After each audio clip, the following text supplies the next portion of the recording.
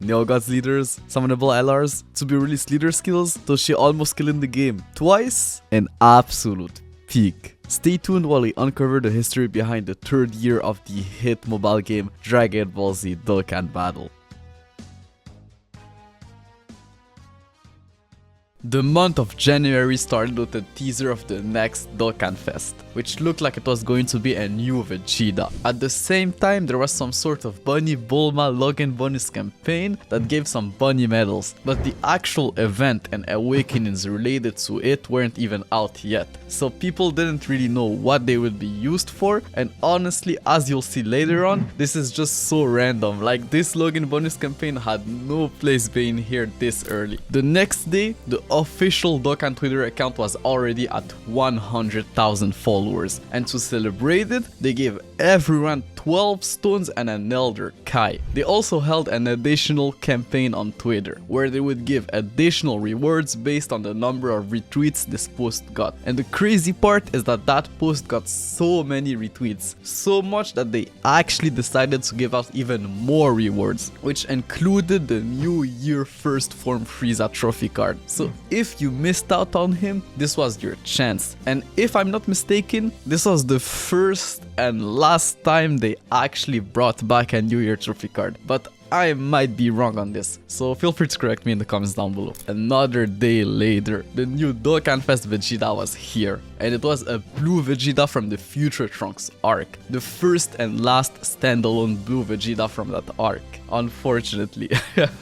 Like, but they really need to release a new blue Vegeta from that arc. Like, that beatdown against Rose is probably like a top 10 Dragon Ball Super moments for me. Int Blue Vegeta was the in-type demigods leader. He had an immense damage multiplier, could raise his attack by 50% for 3 turns on super, had a 100 start of turn attack buff, and passively debuffed extreme class enemies attack and defense by 20%, which was, like you already know, a very strong ability at the time. This guy was seen by many players as just a better version of HL's % Blue Kaioken Goku. He did more damage, was still useful after 10 turns, didn't lower his HP on super, and could debuff the enemy. The only thing Goku had over him was his Link set, which at the same time also made him Vegeta's best linking partner. As for his Dokkan event, it was fairly easy, possibly one of the easiest Dokkan events to date. His only gimmick was some damage reduction in his final phase that could only be nullified by activating the Konoiser link. Konoiser,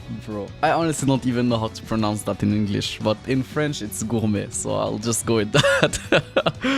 Which was a link only shared by Beerus and Whis units. But the teams we had at the time got legit so good that you could easily just brute force your way in with them. Talking about his Dokkan event, it came with 3 new Dokkan awakenings for all the OG Blue Vegetas, so I guess it was time for some redemption. AGL Blue Vegeta was not bad. He had a supreme damage multiplier and 80% attack and defense on super. Nothing crazy, but pretty decent, especially linked with AGL Blue Goku, whom he shared 6 links with. They were probably the best regular banner unit SSR rotation you could run at the time. Strength Blue Vegeta was also not bad. He was just like a slightly more offensive version of AGL Blue Vegeta with his additional 20% attack on super, but with no defense, even though it didn't really matter as much at the time. But the crazy thing about this guy is that if you remember, his SSR got heavily shafted on release. He was worse than his Goku counterpart in pretty much every metric imaginable, so this was seen by many players as quite the glow up. Physical Blue Vegeta was just the physical variant of Tech Blue Goku, and since the Nuken meta was pretty much dead by that point, this guy was seen as the worst one of the 3. Like, he was still okay with his stun chance on super and orb changing, but just not as good as the other Blue Vegetas, who just did way more damage at the time, which was pretty much the only thing that mattered. And the fact that there was really no good physical Nuken type character also didn't help him. Like, your best option was probably physical Goku Black, and he just wasn't worth the effort, with his flat stat buff Nuken passive. As for his banner, it featured Buhan, Ultimate Gohan, Janemba, and some Realm of Gods filler units, including the Blue Vegetas. So like an okay banner, but not worth summoning for, especially when the 2nd year anniversary was right around the corner, with a potential big power creep. 6 days later, we got another Super Strike revamp, Strength Grandpa Gohan, and this guy wasn't that good at the time, but did get some use in the future, thanks to his mini Gods leader skill. battle. And since his passive wasn't half bad, he could also help you in the prime battle events. At the same time, they released another double rates banner, this time featuring and Dokkan Awakening AGL Kaioken Goku.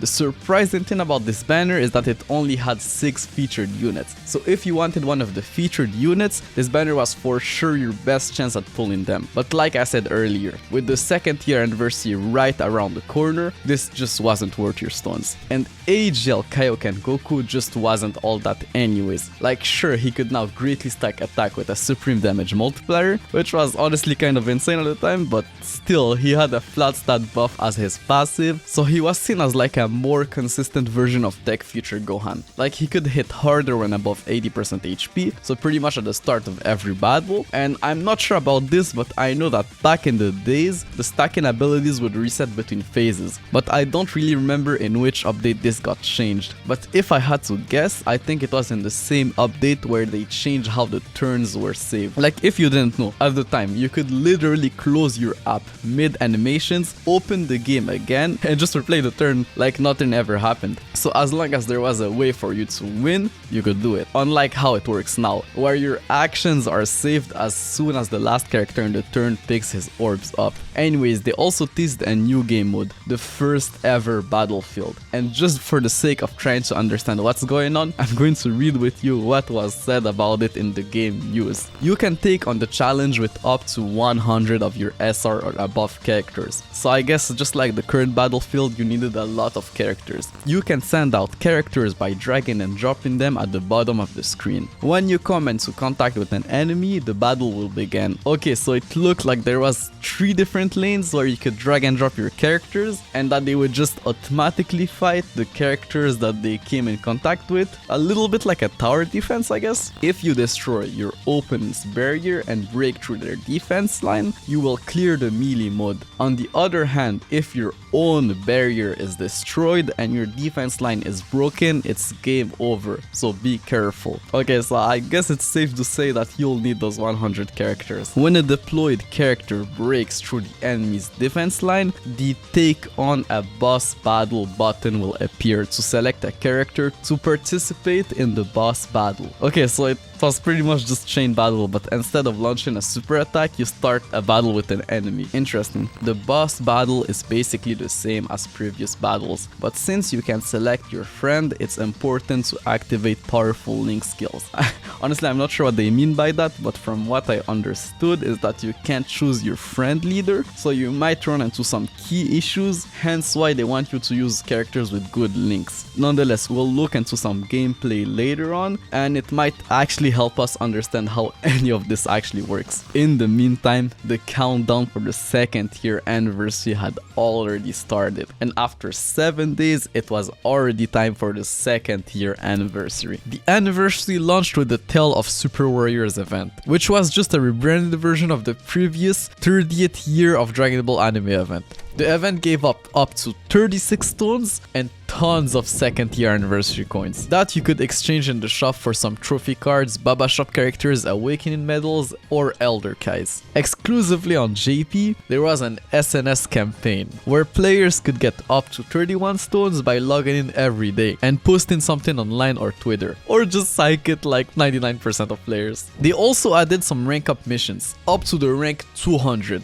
So for the players who didn't reroll, this was pretty much just free stones. They also added some daily missions, which gave some decent rewards, as well as tickets for the 2nd year anniversary special ticket summit banner, that we'll talk about in a second. They also held a Twitter campaign, where people could vote for one of 4 Shenron wishes, so pretty much the first version of the Purunga wishes. The first wish gave Elder Kais, the second one potential orbs, the third one hourglass medals, and the rough translation of the 4th wish was leave the gal panties. Whatever that means. So I went to the global side of the game to see what the translation was, and yeah, it was a little bit more clear. I need a hot bunny to restore my ki. Bro, like what?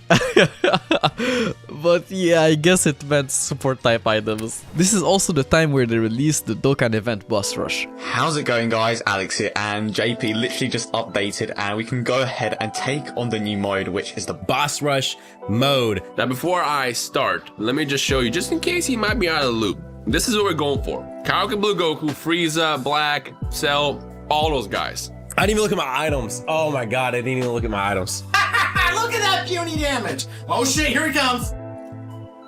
Ah! That's game.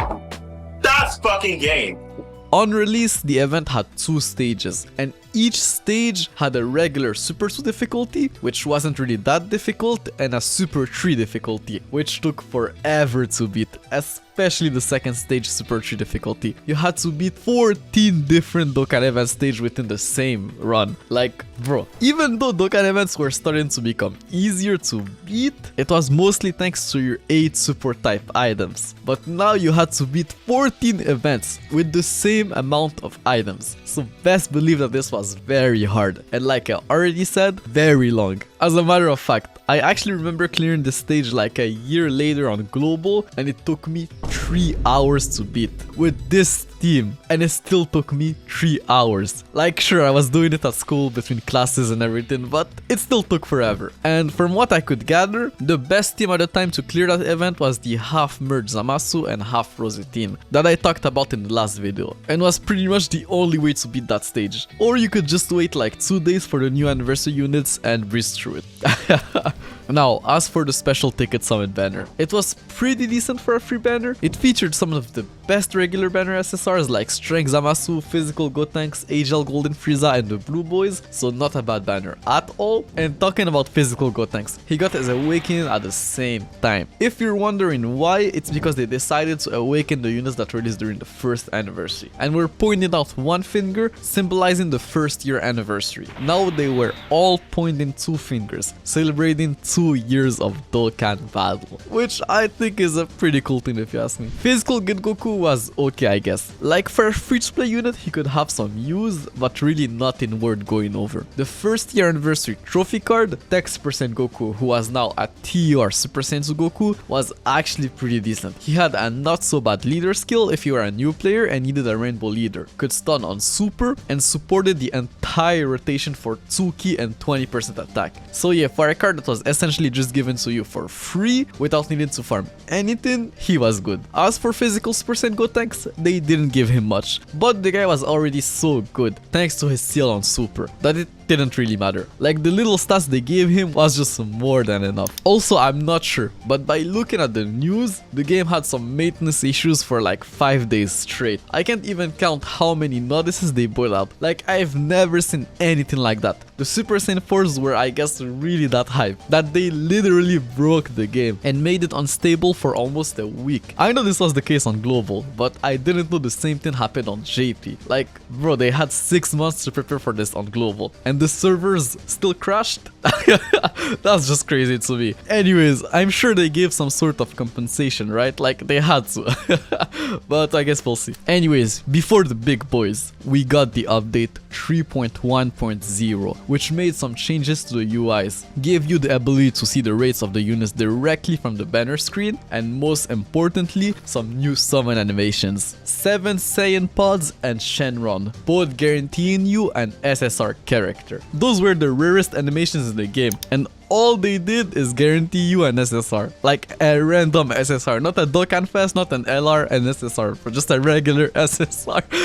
That's just crazy, bro. The rates were something else at the time, something else. Nonetheless, the big boys got officially teased in game and came into the game shortly after. They both introduced a new type of leader skill, giving 3 ki and 120% HP attack and defense to their respective superclass type, as well as 1 ki and 50% HP attack and defense to the extreme class version of that same type. So this was quite the jump from the God's leader skills. It was a 50% stat increase across the board, almost double the stats of a God's leader skill. Hence why they named those new type of leaders Neo Gods, because they were just better than gods. As simply as that. As for their kits, they both had an immense damage multiplier, an insanely good link set, and both introduced a new mechanic, the super attack counters, which is literally what it means. They had a 30% chance of dodging and countering the enemy super attacks with tremendous power. So they had 2 different super attack animations. Okay, yeah, they just used their SSR super attacks for the counters, but still, it was cool nonetheless. But most importantly, it was very OP. Like having a chance of not taking damage from an enemy super attacks that would make or break a run at the time was insanely valuable. Now as for the specifics. Strength percent for Goku was the strength type Neo Gods leader, which was unlike Vegeta an insane leader skill. You had so many GT options, like GT Super Sentry Goku, GT Super Saiyan Trunks, or even Strength Omega Shenron, and some very strong Dokkan Fest characters, like Super Sentry Vegeta and Super Gogeta. He also gained 30% defense on Super for 6 turns, which meant that he could get pretty tanky later into the fights, and potentially even more so than Vegeta with some RNG. But the thing that made him the GOAT was his 150% start of turn attack buff. If I'm not mistaken, this guy was the first unit ever to be able to casually super for 1 million. Like sure, Goku had to be SA 10 and he had to be linked with GT Super Sentry Goku, who he shared 5 links with, giving him nearly 50% attack. But the crazy part is that even at like AC 1, this guy was dishing out multiple 6 figures attack stats, which was very impressive at the time. AGL Super Saiyan 4 Vegeta was the AGL type Neo Gods leader, but the problem is that he didn't have plenty of good AGL type options at the time, especially units that shared multiple links with Vegeta, unlike Goku who had a legit 10 out of 10 linking partner. Like on his team, his 2 best linking partners were AGL Super Vegito and AGL Super Saiyan Blue Kaioken Goku, 2 Dokkan Fest characters, sharing 4 links with him. So yeah, this was the first L for Vegeta. Then, instead of raising his defense on Super like Goku, he greatly lowered the enemy defense instead, which was still a decent ability at the time, but that didn't last long, as you'll see later on. And for his passive, he had a 120% attack and defensive buff, unlike Goku's huge 150% attack buff. And since defense was not as valuable at the time, he was just seen as a weaker version of Goku, since he dealt less damage. But don't worry, because AGL Super Saiyan 4 Vegeta did age better, thanks to his start of turn defensive buff. But we'll talk about that in due time. Now, those 2 guys came with a bunch of new units and Dokkan Awakenings, so let's go over them. In Super Baby 2 was now a Giant Ape unit, with a 10% chance of turning into a Giant Ape at the start of turn, as long as you were above 30% HP. But as for the rest of his kit, nothing changed really, they just slightly buffed the stats on his leader skill and passive skill attack buff. This was nonetheless enough for people to see him as the best Giant Ape character in the game, since he was the only one who was able to consistently dish out decent numbers before turning into a Giant Ape. His Giant Ape transformation also had a 50,000 attack stat, which was insane for a Giant Ape unit. Like, I'm pretty sure the biggest one to date was Physical Kid Goku, whose Giant Ape transformation had a 40,000 attack stat. So yeah, baby was good. Strength GT Super Sentry Goku also became a Giant Ape unit and had a 10% chance of turning into a Giant Ape at the start of turn, with no HP restriction whatsoever. He got the same leader skill buff as Baby, but now gained the ability to raise his attack by 50% on Super for 3 turns, as well as a slight buff on his passive skill support attack buff. Even though his giant transformation was just as good as Baby's, this guy's damage in base was just not as impressive, but it didn't matter. This guy buffed strength percent for Goku's damage to oblivion like I explained earlier, and his giant ape transformation had a lot of value in boss rush, where the main issue was sustainability, so being able to not take damage for even 1 turn was completely game changing. Strength percent GT Trunks was also pretty decent, especially on the mono strength team. Like, he shared 4 links with Super Saiyan 4 Goku, greatly lowered defense on Super, and had a 100% attack buff when performing a super attack. So yeah, this guy could dish out some decent numbers, and like I already said, he did fit well on Goku's team. Physical GT Pan was, as a card, also not bad. Like, she was a decent support type unit, it's just that she didn't fit on any team at the time. The fact that she was physical meant that she couldn't be run under new Neo Gods leader skills, but she was still good, she just needed a good team to be run under, as you'll see later on. Now, as for Goku's and Vegeta's Dokkan events, they were honestly very hard. Goku was weak to the hatred of Saiyan Link, and Vegeta to the Shadow Dragon Link, both links who were only shared by very few units at the time, so your best bet was to brute force your way in with God's leaders. So Super Vegito's team for Goku's Dokkan event and Rose's or Merge Zamasu's team for Vegeta's Dokkan event. Well, that's more or so for the super difficulty. The stages were fairly easy on the Z hard difficulty, so you could just do that if you weren't able to beat the stages on the super difficulty. Also, as for their banners, Super Saiyan 4 Goku's banner was not bad. It featured physical Goku Black, AGL Super Vegito, GT Super Saiyan 3 Goku his best linking partner, and Strength Super Gogeta. Like, the banner was good, but just not anything insane. Super Saiyan 4 Vegeta's banner on the other hand was actually pretty insane. It featured both physical Vegito Blue and AGL Rose, as well as Tech Golden Frieza and In Super Baby 2. Like, honestly, just having the two rainbow leaders on the same banner was enough to make this banner one of the best to date. And they probably knew that Goku was going to be more hype, hence why they made Vegeta's banner better, just like what they did during the first year anniversary with Janemba and Gogeta. This anniversary also brought back the God Stone and introduced the first ever premium stone, if you could afford it. It was an easy way for you to buy one of the OG Gods leaders, especially with the race at the time. Like, don't forget, this was before the slot 10 guaranteed SSR. Like, I'm not sure about the price, but this might have been the most worth it Godstone ever. The month of February started with the rewards to the Shenron Wishes campaign of the last month. You would think that people would have picked potential orbs, judging by how scarce they were at the time, but no, the most voted wish was actually the one that gave Elder Kais, which I guess were just as scarce as potential orbs even at the time, and definitely made a bigger difference in terms of damage, unless you had like 4 dupes on a unit, which most people didn't. They followed with another teaser related to the upcoming new Battlefield game mode. This is where they first revealed the Battlefield currency, which was roughly called on JP Memories of Fierce Battle, and they also said that you would be able to exchange them for copies of a new LR Ginyu, in addition to additional team cost,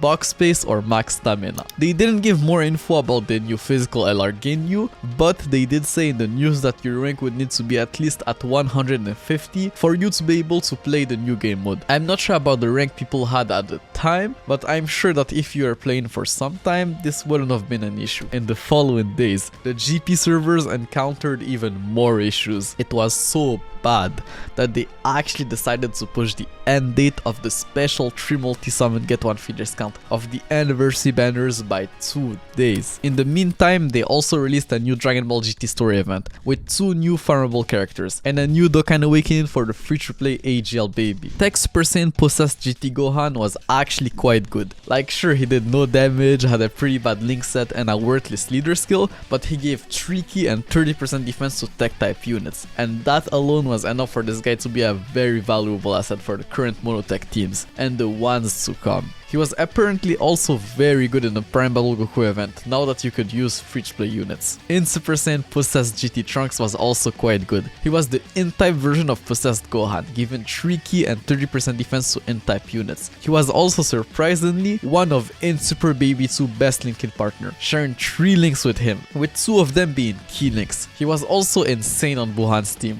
In Janemba was pretty much invincible next to this guy, thanks to his defensive support. Agel's Super Baby 1 was also pretty decent. He had a supreme damage multiplier, which was insane to see on a free-to-play unit, and his starter turn flat stat buff was equivalent to about 33% attack and defense under a 100% leader skill, which wasn't that bad for a free-to-play unit. But the thing that made this guy goated was the fact that he was AGL, and that he linked perfectly with his UR form, Baby Vegeta. So you could run both of them as a rotation against Prime Battle LR Frieza, and they would clear. Like, let's not forget that LR Frieza came not even 2 months ago, so most players were still farming him. Well, at least those who didn't give up.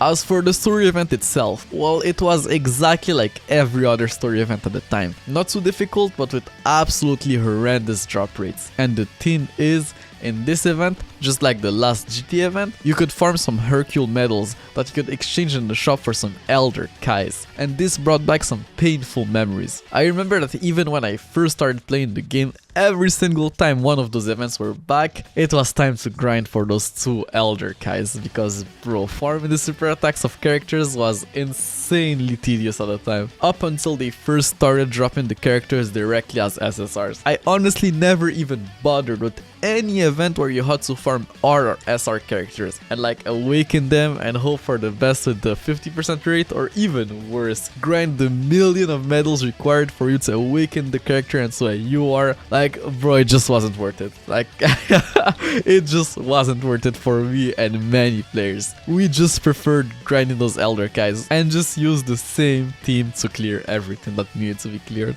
We then had, just like during the first year anniversary, a world tournament that I guess was kind of special. They awakened the 7 world tournament reward cards all at once, made some significant changes to the ranking rewards, like the amount of medals pretty much doubled for the top rankings, and they expanded the rewards up to the rank 250, while before only the top 100 ranking players would get the local ranking rewards. But that's not even the craziest part. They made the wins rewards absolutely cracked for that anniversary. At 5 wins, you were awarded a Godstone. So if I'm not mistaken, this is the first and only anniversary to give out 2 Godstones. Godstones that were even more valuable at the time. And starting from the 6th wins and onward, you would be able to get a free golden SSR tickets every second win for a total of 8 SSR tickets. Like bro, we went from barely getting any SSR tickets to 8 in a single world tournament, which when you think about it kind of made sense. The game was up for 2 years. SSRs are not even that special anymore, especially with LRs being a thing now and summonable LRs coming very soon. The world tournament reward card AGL Super Saiyan Gohan was actually pretty decent. He had a 20% chance of stunning on Super, a decent Saiyan Link set, but most importantly gave 2 key to Super Class allies, as well as 25% attack. That support is exactly what was needed on Super Saiyan for Vegeta's team, because the mono AGL team biggest problem at the time was that you had to choose between running a team full of prepared for battle characters or shock and speed characters. Very few AGL characters actually had both, so he was pretty much a must to make that team work smoothly. As for the Dokkan Awakens, AGL Beerus was surprisingly not bad at the time. His kit was very basic, supreme damage, lowering defense on Super, and a 90% attack buff on Super, but this was enough for him to actually be a decent option on Vegeta's team, especially if you wanted to run a more shock and speed oriented team. Text% Goku was pretty decent too with his support and Saiyan Link set. The problem is that he shared the same name as Prime Battle LR Goku, and since the World Tournament medals were still pretty scarce, this guy just wasn't even worth awakening. Tech Demon King Piccolo was actually quite decent. He could stun on Super and gave extreme class allies 3 key and 25% attack, so on a villain team, this guy was quite good and could potentially be quite helpful on the future Extreme Tech Neo Gods team. Well, since we're already talking about the future, this guy was a GOAT on Rose's World Tournament team that included Strength LR Broly,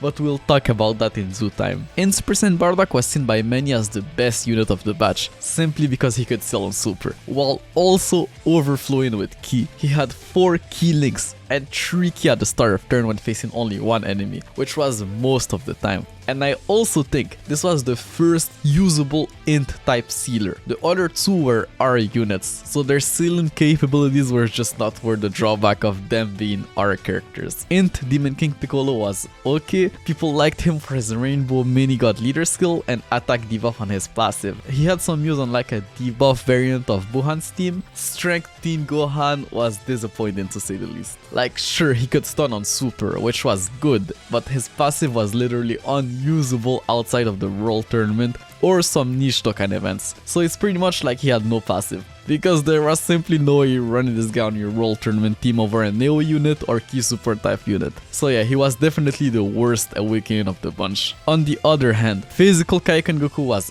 actually quite good. He greatly stacked attack on Super, was a Rainbow Orb Changer, and had a decent link set. He was actually seen as better than his summonable counterpart, the TUR AGL Kaioken Goku, since he had a better link set, could Rainbow Orb Change, both things that really helped if you were planning on running this guy on a Rainbow team, aka Physical Vegito's blue team, and most importantly, his dupes were easier to pull. Even though the World Tournament was a pain in the ass and barely gave any SSR tickets, excluding a special anniversary World Tournament, the SSR rates of regular banners were worse. Like you weren't even guaranteed an SSR per multi-summon, and the pool of SSR characters was higher on a regular banner, so the odds that the SSR you pulled was AGL Kaioken Goku were very low, unlike Physical Kaioken Goku, who was featured on the World Tournament ticket summon banner that featured only the World Tournament SSRs, so way less characters in the pool, meaning higher odds. But that wasn't the end of it. There wasn't just issues with the servers, but also some bug within the anniversary coin shop, and I think the exchange shop as a whole. All of that on top of the ongoing server issues. So they gave everyone 10 stones and a free golden SSR ticket, which for the time were some very good rewards. Also, to the surprise of no one, the game had reached top grossing, so they gave everyone 40 stones and AGL and strength type potential orbs, enough for you to rainbow a strength and AGL unit, which was huge at the time. So if you welled out for the apes, this was your time. The next day they released a special Peppy Gull summon banner featuring 5 new characters. Unlike Global, this banner didn't feature Int LR Gohan, it just had the new Peppy Gulls units and all the Peppy Gulls, SRs and R as unfeatured characters. Just before we dive into their kits, I'll point out that those Peppy Gulls units all had decent leader skills if you were a new player, or in events where you had to have a low team cost. As a matter of fact, all those Peppy Gulls units had very low team cost. That was kind of their gimmick. I don't know though how important team cost was at the time outside of like Strike and Super Strike events. I'm pretty sure even the first version of Battlefield didn't have any type of team cost restriction, so this banner was probably just there to help out new players.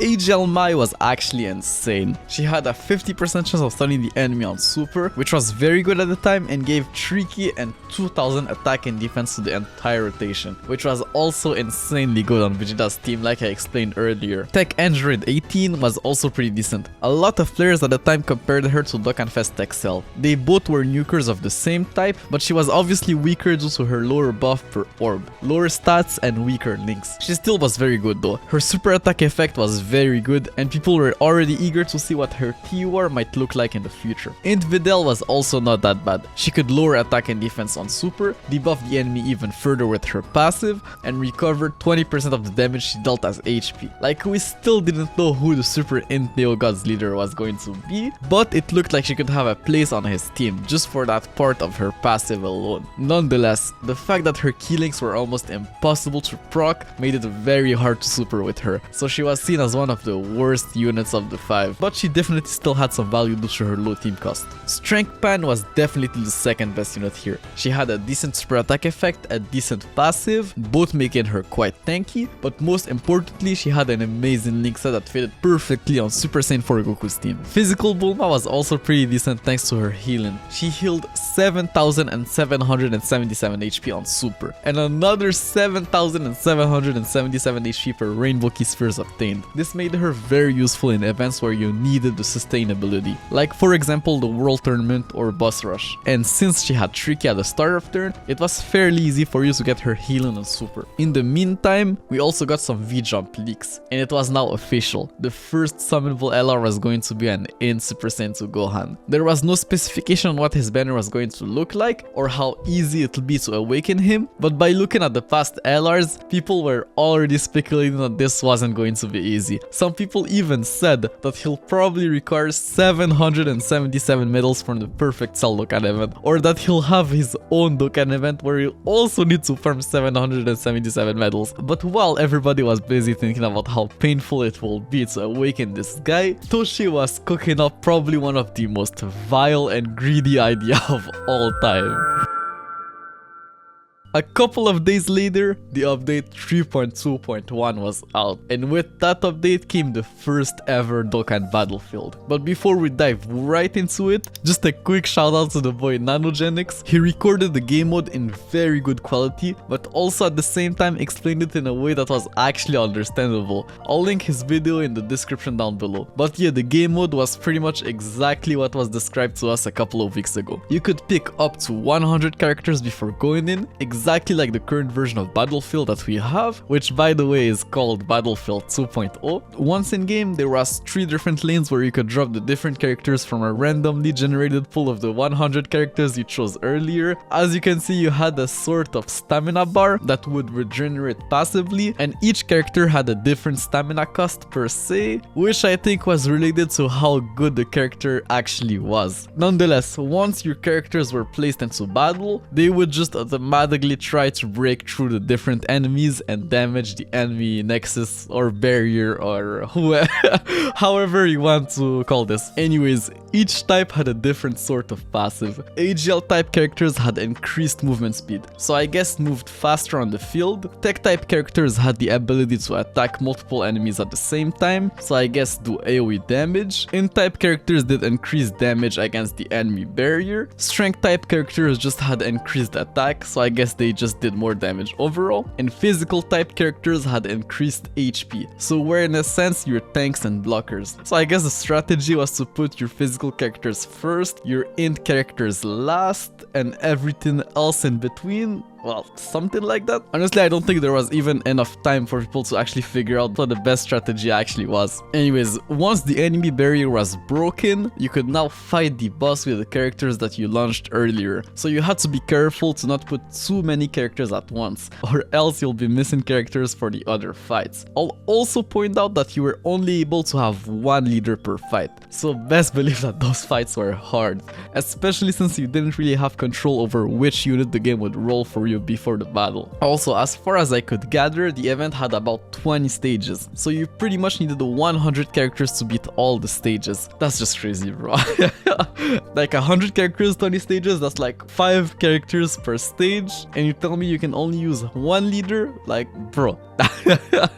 Just, bro, what was that? No wonder they changed it. But anyways, as for the goats here, obviously you had all the gods leaders thanks to their crazy leader skill, and most importantly giant ape units. Thanks to their giant ape transformation, you didn't have to worry about taking damage or dying. The fight was pretty much just free, if you were lucky enough to have one of them transform. The event was also, as you would guess, extremely reliant on the numbers of characters you had. For a while, it probably was a challenging event, but doable as long as you had some good RNG, or you could at least beat most of the stages, which was enough for you to get most of the rewards. But I can guess that this was for sure complete hell for free-to-play players, and I'm pretty sure just impossible to fully clear. Nonetheless, the first Dokkan battlefield also came with a bunch of Dokkan awakenings. AGL Super Senzu Vegeta, even though very far from his prime, was I guess decent on the turns you could proc his passive, but complete garbage when above 80% HP. So at first glance he was seen by many players as a very bad revert, but after using him they realized that he actually wasn't that bad. It was very common for you to be below 80% HP on a hard Dokkan event stage, and since the HP bars were starting to get very big thanks to the new Neo Gods leaders, you still had plenty of HP to tank a super attack if you needed to. He also could potentially get up to 8 ki from his links, which was actually insane. But like I said earlier, this guy's prime was yet to come. Tech Nova Shenron had a very interesting leader skill. Tech type units ki +3 and HP and defense +100%. If he just gave like a little bit of attack, he would have easily replaced all of the current monotech type leaders. But obviously they couldn't let that happen. And yeah, unfortunately the lack of attack just made his leader skill worse than the current ones in game. But if you didn't have Tech Gotenks or Tech Golden Frieza, this guy was actually a valid tech type leader. Like, he was still better than Beerus now that I think about it, but that meta was already long gone, bro. Like 3k and like what, 3000 attack, but that's just like, by that time that was just trash, bro.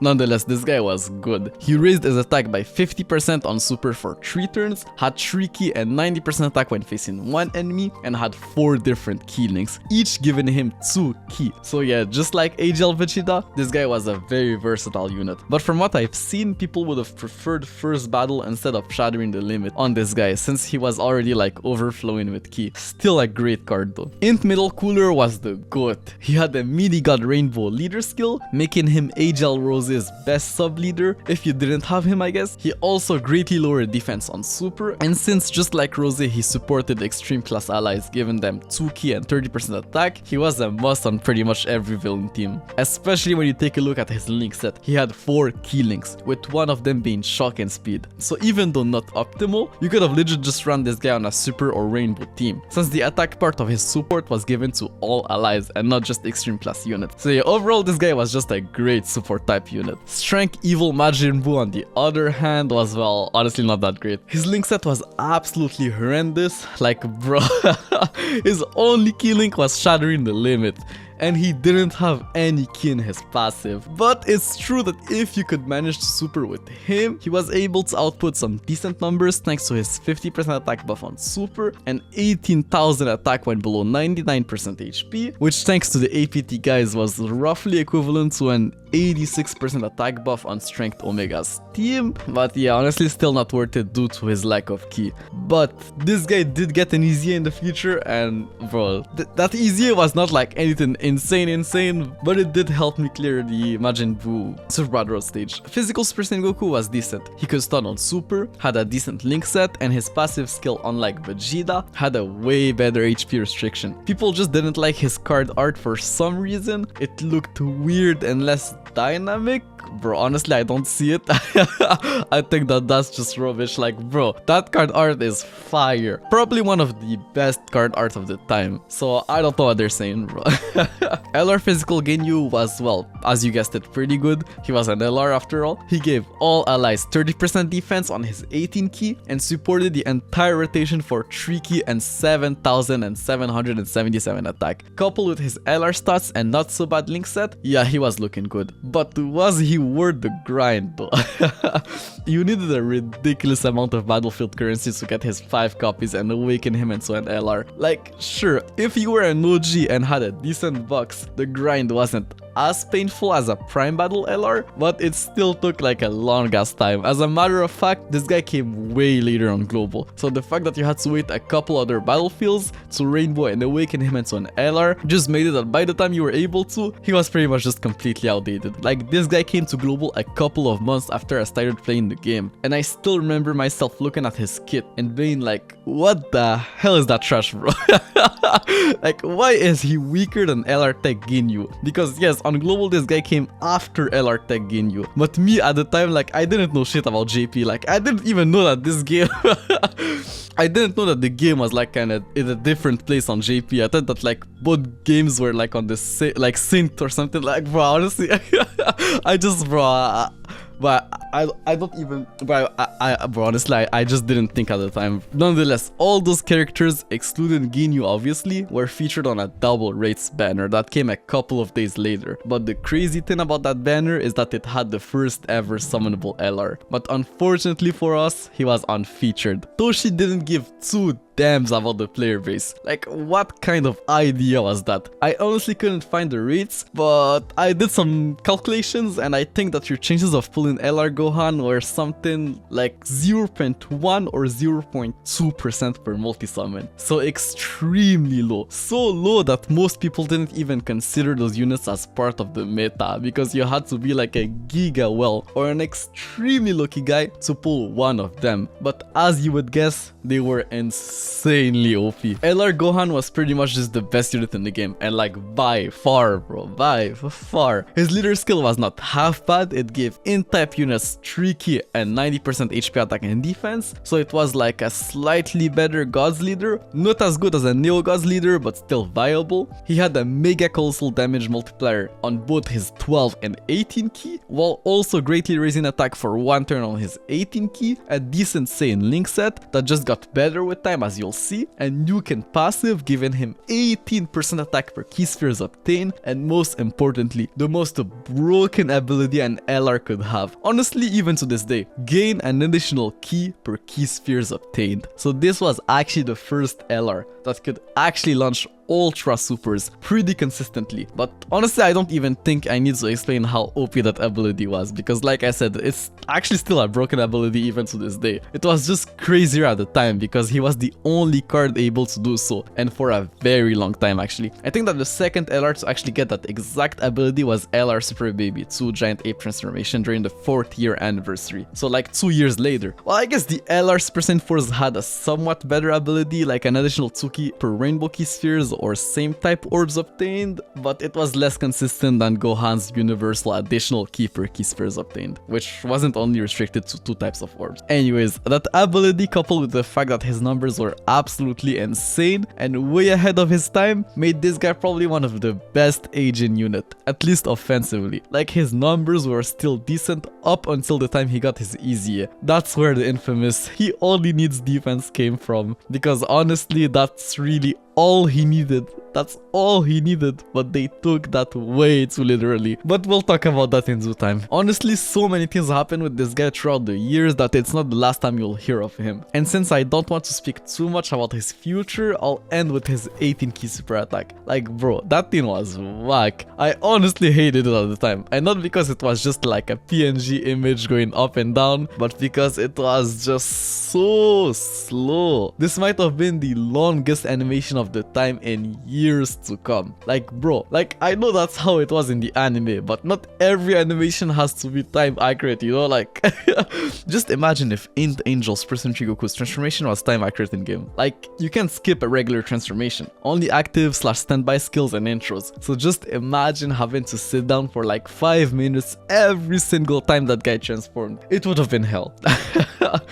Anyways, enough yapping. The month ended with a teaser of the next Neo Gods leader, and it looked like it was going to be a cooler, more specifically final form cooler. Alright guys, my name is Tyler aka Nanogenics, and today guys, we On the JP side of the game. Now, I'm not normally a big fan of physical cards, but this one's a bit cooler than normal. Cooler or Kura final form. We got Cooler. Cooler is here, and he's actually really powerful, really strong.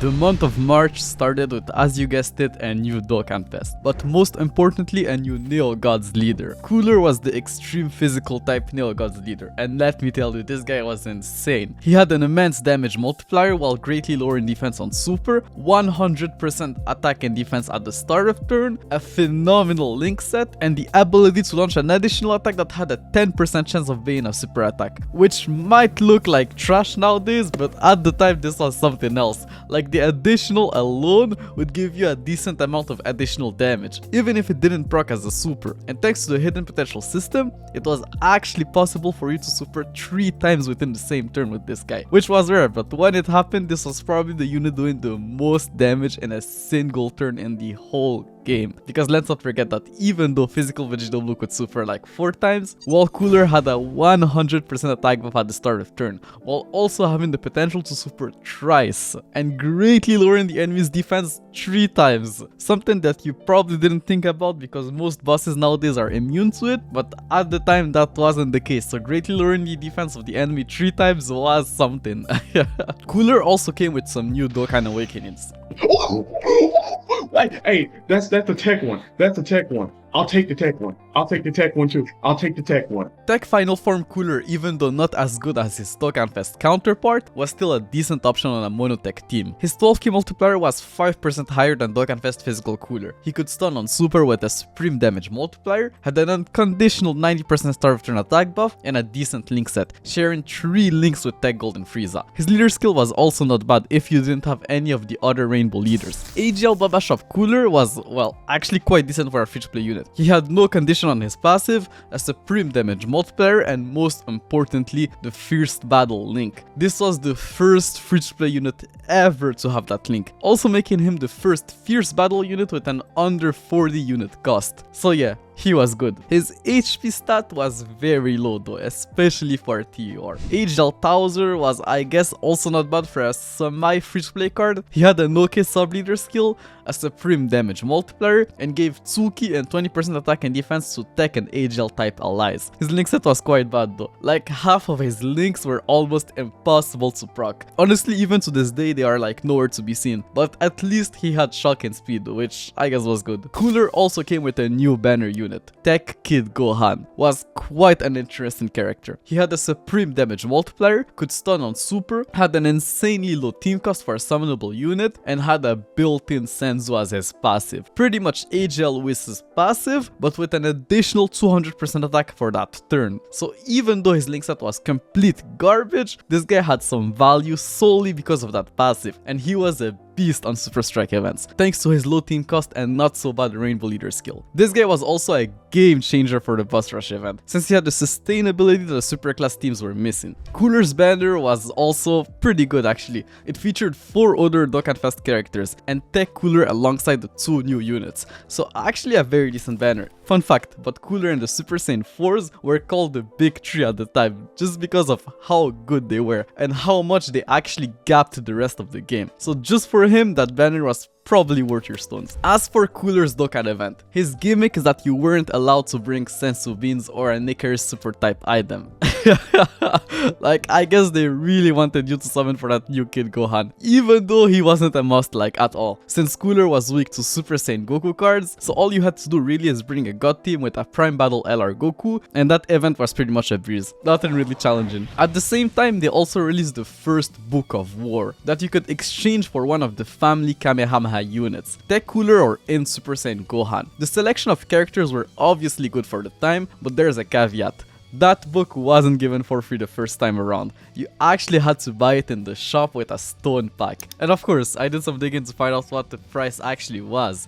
And I found out that you could buy that book as well as 60 Dragon Stones for 3,800 yen, which is roughly $25 USD. Like, for the time, this wasn't as bad. Definitely not worth it in my book, but by far not the worst deal they ever offered.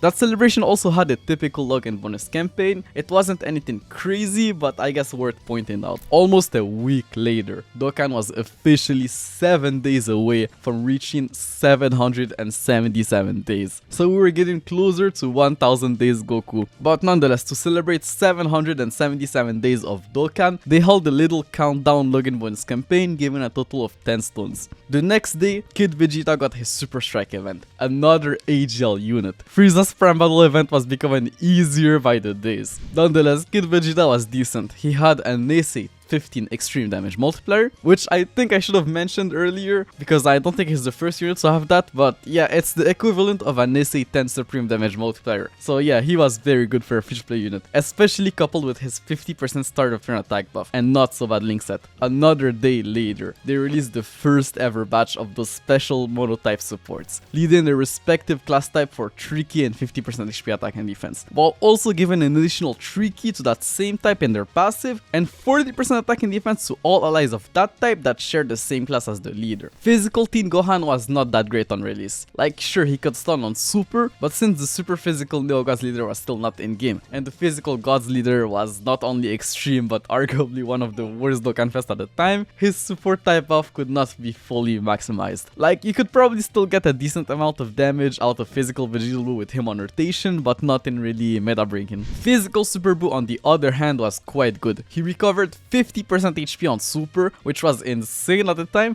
and since he was extreme physical, he was a GOAT on physical Cooler's team, and fitted perfectly there. And I'm pretty sure physical Kid Buu was still meta relevant on Cooler's team solely thanks to his support, and luckily this guy shared 4 links with Kid Buu, so you could have an insane rotation with 2 Boos giving almost 100% attack and defense to the entire rotation, so you can only imagine how ridiculous that was at the time. His super attack was also farmable, which was just the cherry on top. As for the banner, it wasn't anything crazy, but it did give 2 Elder Kais per multi-summons, so I guess it did give some value to that banner. 5 days later, the 777 days Dokkan celebration officially started, and oh boy were the login bonus rewards insane. The first day, everyone was gifted 21 stones, with at least 2 stones every single day for the whole month. And not only that, the day 1 players who had logged in for 777 days were rewarded with copies of a new Hercule. But AGL Hercule was honestly just a trophy card. Like, sure, his leader skill coupled with his team cost and heal on Super might have made him a good option for Super Strike events, but that passive and defensive stats were just too much of a drawback.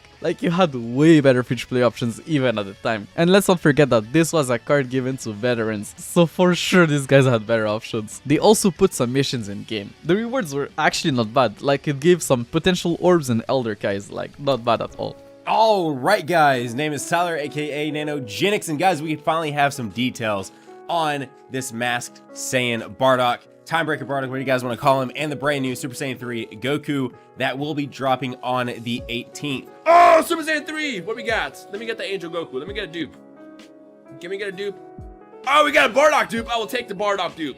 Hey! Come on, come on, come on, come on, come on. Okay! Got him! Got him! Woo! This is what I'm talking about, ladies and gentlemen. Wow. What do you want to say, man? Another one! 3 days later, and it was time for the first ever Saiyan Day units. We got a new Super Saiyan 3 Goku and Masked Saiyan, who were both featured on the same banner. A banner that was actually pretty decent. Excluding the new Masked Saiyan, every single other unit in the banner was a Dokkan Fest character. Not the best ones per se, but decent characters nonetheless. So this was a banner worth summoning for if you had none of the other characters rainbowed. Tech Angel Super Saiyan 3 Goku was the Super Tech type Neo Gods leader. A team that wasn't really good, unfortunately. Like, the only actually decent Super Tech unit other than him was Tech Super Saiyan 3 Gotenks. All of the other Tech Dokkan Fest were extreme, except for like Beerus, but by that point I think it was safe to say that Beerus was just not that great anymore. Nonetheless, Tech Angel Super Saiyan 3 Goku had a 20% chance of stunning on Super, a 120% start of turn attack buff, and an additional 20% attack per Rainbow Key Spheres obtained. So this guy could potentially get up to 220% attack on a single turn. Like, sure, it was extremely rare, but when it happened, oh boy was his damage insane. His link set was kind of not great though. Like, his only key link was over in a flash, but he did share 4 links with Tech Super Saiyan 3 Gotenks, who, like I said earlier, was still very good. And since they only shared 1 key link together, you could actually manage to get Gotenks 11 key out, dishing out some insane amount of damage under Goku's new leader skill, and at the same time just save out all of the rainbow orbs for Goku. This honestly might have been one of the strongest rotation damage wise at the time. The free-to-play showdown Goku could now also be awakened into a Super Saiyan 3 Angel Goku, and he was good. He had a mini Gods leader for the tech type, a supreme damage multiplier, and a 50% chance of gaining 180% attack at the start of turn. Okay, sure, it was a coin flip ability, but when it procced, the enemy was pretty much dead, making this guy a staple on almost every free-to-play teams for years to come. Like, you have no idea, bro. This guy was just the GOAT back then. I don't even think that's a reach to say. Honestly, this might be a hot take, but if you remove the leader skill, this guy was just a less consistent version of his Dokkan Fest counterpart. I might even go as far as to say that if you had this guy rainbowed, he was actually better than his Dokkan Fest counterpart at 55%. I still remember this to this day, pulling his Dokkan Fest counterpart like a year later and being just so disappointed because it genuinely felt like a worse unit. Like, the free-to-play variant just felt way stronger, bro. Like, I kid you not, bro. Tech Super Saiyan 2 Angel Goku was not bad. Like, he was a decent floater on Angel Super Saiyan 3 Goku's team. He had 5 key and 12,000 attack as the third attacker in a turn, and a decent link set. So yeah, I really don't have much to add. This guy was just decent. Nothing less, nothing more. Tech Masked Saiyan was also not bad. He pretty much had Rose's and Vegito Blue's leader skills combined, giving all types 3 key and 50% HP attack and defense. So he was the first actual viable rainbow leader. But since extreme and super class units didn't work well together, it pretty much meant nothing and wasn't anything crazy. Unless obviously we're missing Rose or Vegito Blue. He had an immense damage multiplier, one of the very few non-Dokkan Fest units to do so, while also being able to lower attack and defense on Super, which, as you already know, was like an insane ability at the time, and a huge 50,000 attack and 20,000 defense when facing 2 or less enemies. That attack buff was equivalent to 218% attack under a regular 70% Monogods leader, which was insane. But obviously it lost value the higher the leader skill buff was, thanks to how like flat stat buff are added after leader skill buff. I'm not gonna bore you with the technicalities and calculations, but under a 120% Neogods leader skill, his attack buff was equivalent to about 154% attack, which was still very good, but not as crazy as like 218% attack, you know. Yeah, but still very good, very good. Out of him and Super Saiyan 3 Angel Goku, I wanted him the most because there's so much different things you can do with him. Like, he can tank, he can debuff, he can do disgusting damage. He's a freaking rainbow leader. Goku's just a god lead for the tech units and he can do damage. That's all Goku can do. People say Goku's better. Goku is not better. Don't yo, like, come at me if you want. This guy's better because you can use him for various things beyond just doing tons of damage. Goku can only do damage. This guy debuffs, tanks, and does damage, so yes.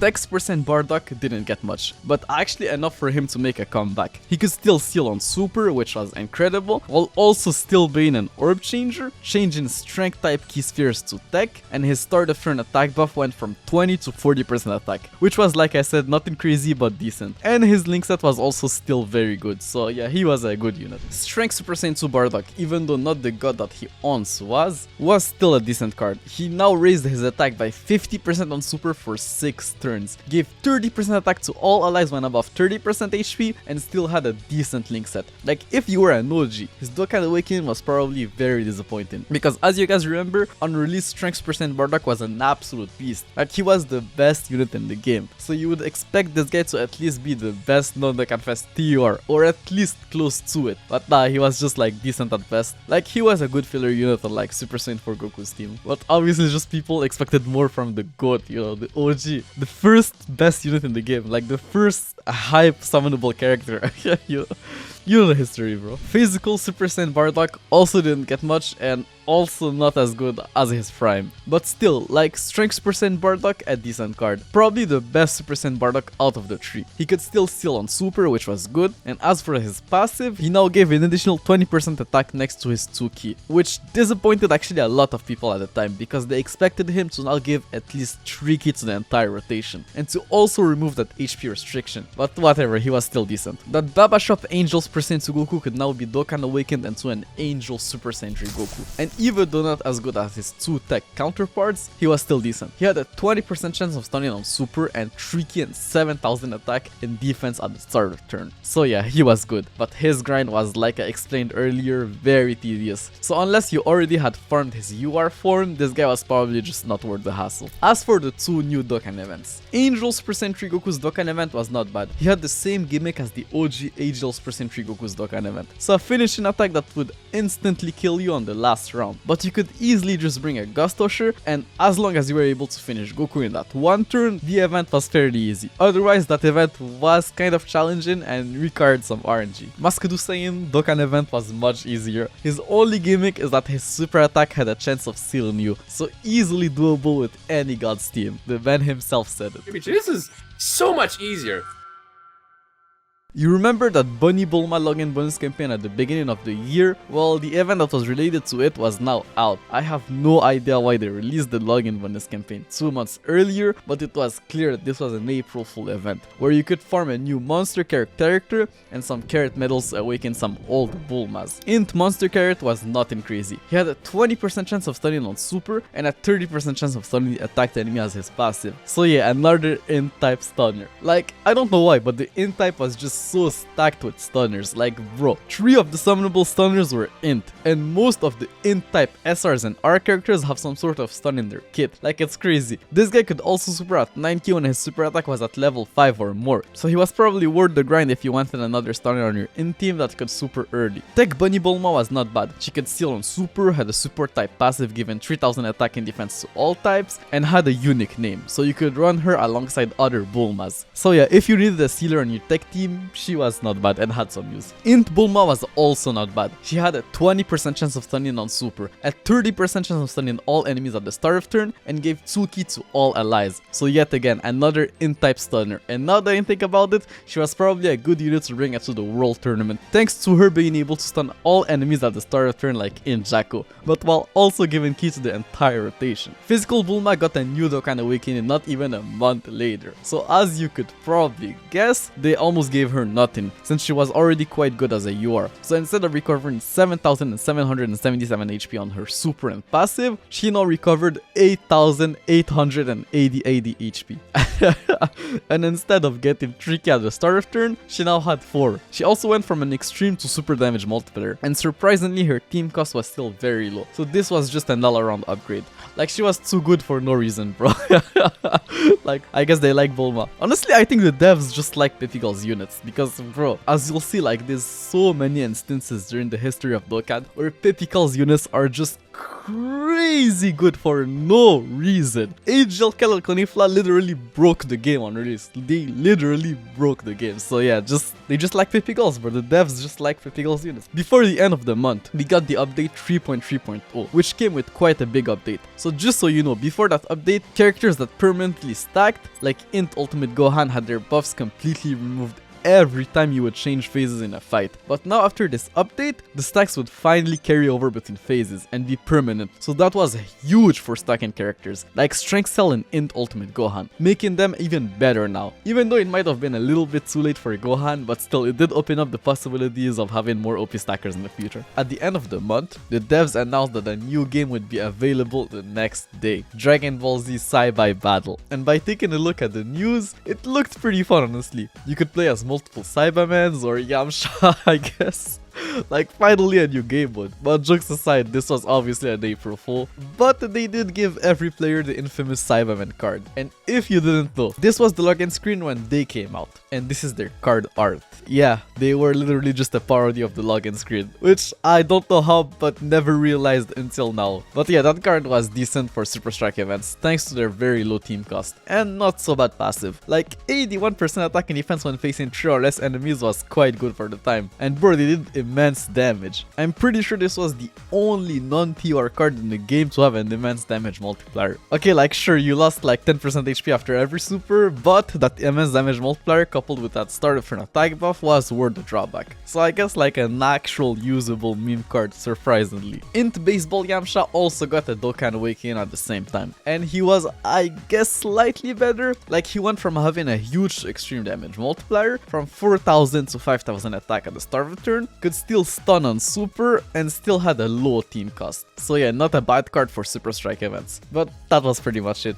The month of April started with a 140 million download celebration, a new login bonus campaign, a new Super 17 Dokkan Fest, and oh boy, like 10,000 awakenings. SR Zangia Dokkan Awakening was actually not bad. She was like a mini version of AGL Kid Buu. She could lower attack on super, now recover 10% HP at the start of turn, and had a not so bad link set. Like she linked well with the other Hera clan units, who also all got Dokkan Awakenings, as you'll see. The SR GT17s got Dokkan Awakened and 2 Super 17s. Their SA multiplier went from huge to extreme, their link set became amazing, like they both gained fierce battle and big bad bosses, and they also now had an additional 20% attack in their passive, making them both amazing filler cards on their respective teams. As for the man himself, AGL Super 17, well, as you know it now, this is without a doubt the best Asian Neo Gods leader, like by far, at least post easy. Like he was the only Neo Gods leader that actually survived the 7th year anniversary power creep. But at the time, he was seen by almost everyone as the worst Neo Gods leader. Well, that's before Broly, but yeah, at the time. And I'll explain to you why. Defense was not as valuable as it is today, and that was kind of this guy's gimmick. He had an unconditional 40% damage reduction at the start of turn, which was pretty much useless, since it's not like you could tank like a finishing blow from Super Saiyan 3 Goku's Dokkan event, for example. And 40% damage reduction without any start of turn defensive buff meant that he tanked pretty much the same as every other Neo Gods leader, while doing like way less damage. Because yes, this guy had to get hit 4 times to still do less damage than every single Neo Gods leader that's released yet. Like, what kind of joke was that, bro? And for whatever weird reason, they also shafted his links. Like, he had shock and speed instead of big bad bosses, which meant that on a villain team, he was worse than his tech and physical counterparts. But that's not the worst thing. He was the extreme AGL Neo Gods leader, and guess what? The only other extreme AGL Dokkan Fest was Rose, so his team almost had no top tier units. Like, out of the top of my head, the third best unit on his team was like what? AGL Golden Frieza, AGL Android 17, maybe AGL Super Vegito, who didn't even fit under his first leader skill. So like, yeah, you get it, that team was just whack, bro. AGL Android 17 Dokkan Awakening was pretty good though. He greatly lowered defense on Super, which was necessary on Super 17's team, since most of the units there did little to no damage. He gave 2k and 25% attack and defense to AGL and N-type units, and had a decent link set. He was Super 17's second best linking partner at the time, sharing 4 links with him. So yeah, this guy was actually what that team needed. The new banner unit Int Hellfighter 17 could have been decent. if he was AGL. Like, I don't really see the point of releasing a banner unit that's supposed to work for the new Dokkan Fest and not make it fit under the new character leader skill, especially when Super 17 was like in need of good characters on his team, and this guy could have helped him tremendously, but like, nah bro, he was int. Anyways, he had a supreme damage multiplier with a 20% chance of turning on super, 90% attack and 2 ki at the start of turn when facing only one enemy, and a decent link set. I actually shared 6 links with AGL Super 17. Like, bro, this guy worked so well with AGL Super 17 that most people didn't even care, bro. At the time, they just ran him on his team, even though he didn't fit under his leader skill. Like, he had 8 ki next to Super 17, 6 from their links and 2 from his passive. So it actually kind of worked and wasn't even that crazy of a thing to do, especially when the other 17 actually also supported int-type units. So having all the 17s on the same rotation was actually a decent rotation. As for Super 17's banner, it was a phenomenal banner, bro. It brought back AGL Super Saiyan 4 Vegeta, who was arguably the second or third best unit in the game, the 2 other 17s who were quite decent as I explained earlier, AGL Rose and AGL Super Vegito who were still in the top 10, and AGL Super Saiyan Trigoku, who even though did fell off, was still a decent filler unit, and who, spoiler alert, got his easy that same year. AGL Super Saiyan 2 Gohan's Dokkan Awakening was also very good. He now raised his attack by 50% on super for 3 turns, and gave AGL and strength type units 2 ki and 25% attack and defense, making this guy a must on Super Saiyan 4 Vegeta's team for the time being. Like I explained earlier, ki was kind of an issue on that team, so any unit that could give ki to the rotation was very appreciated. AGL Full Power Bojack Dokkan Awakening was also not bad. He now had a supreme damage multiplier, could greatly lower defense on super, and his start return attack buff went from 40 to 90%, so quite a significant jump. The only problem is that his link set was not great, at least not on Super 17's team. Fun fact, but before the official translations, people thought that this guy was going to get an immense damage multiplier, which would have made him insane, but unfortunately it just wasn't the case. Int Android 18 Dokkan Awakening was, well, nothing crazy. Like, she just got a supreme damage multiplier, could now greatly lower defense on super, and got a 30% start return attack and defensive buff. And honestly, by that time, nukers were pretty much dead, so changing Rainbow Key Spheres to Int was not really an ability that you wanted to have. It could completely ruin your board and make you miss a super attack on a character. Strength Android 17 got a similar upgrade, but instead of a 30% start return attack and defensive buff, he just got a 40% start return attack buff. But since this guy created Rainbow Key Spheres on the board, he was a very good unit that you could bring on your mono strength teams to make things run smoother with the rainbow orb changing. The SR strength Bojack also got a Dokkan Awakening, and yeah, he was not great. He was just a weaker version of his summonable counterpart, and I think one of the only TOR in the whole game to have an extreme damage multiplier. And bro, his stats were just so low. Like, this guy just got shafted hard.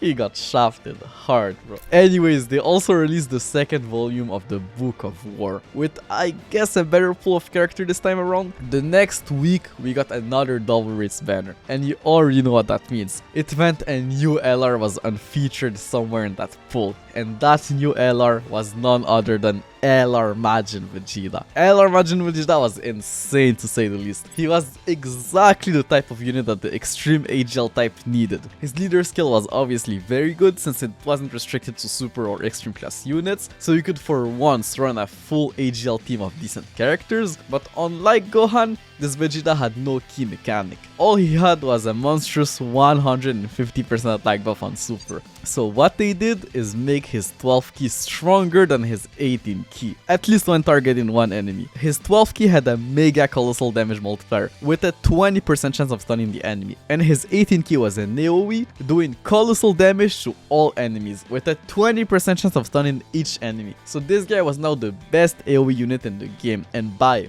far. And thank god he was AGL, because the AGL type had insane key support type units like AGL Rose, so you could actually pull his 18 key in the World Tournament. Like, sure, he wasn't as good as LR Broly, but LR Broly wasn't out yet, so for the time being, he was the best. As for his links, he kind of got shafted unfortunately. He got Shattering the Limit instead of Fierce Battle, and a Royal Lineage instead of the Saiyan Lineage, so he wasn't as versatile as LR Super Saiyan 2 Gohan. The Double Rates banner also came with 2 other Dokkan Awakenings. Physical Super Saiyan Vegeta was actually still complete garbage. Okay, maybe I'm exaggerating.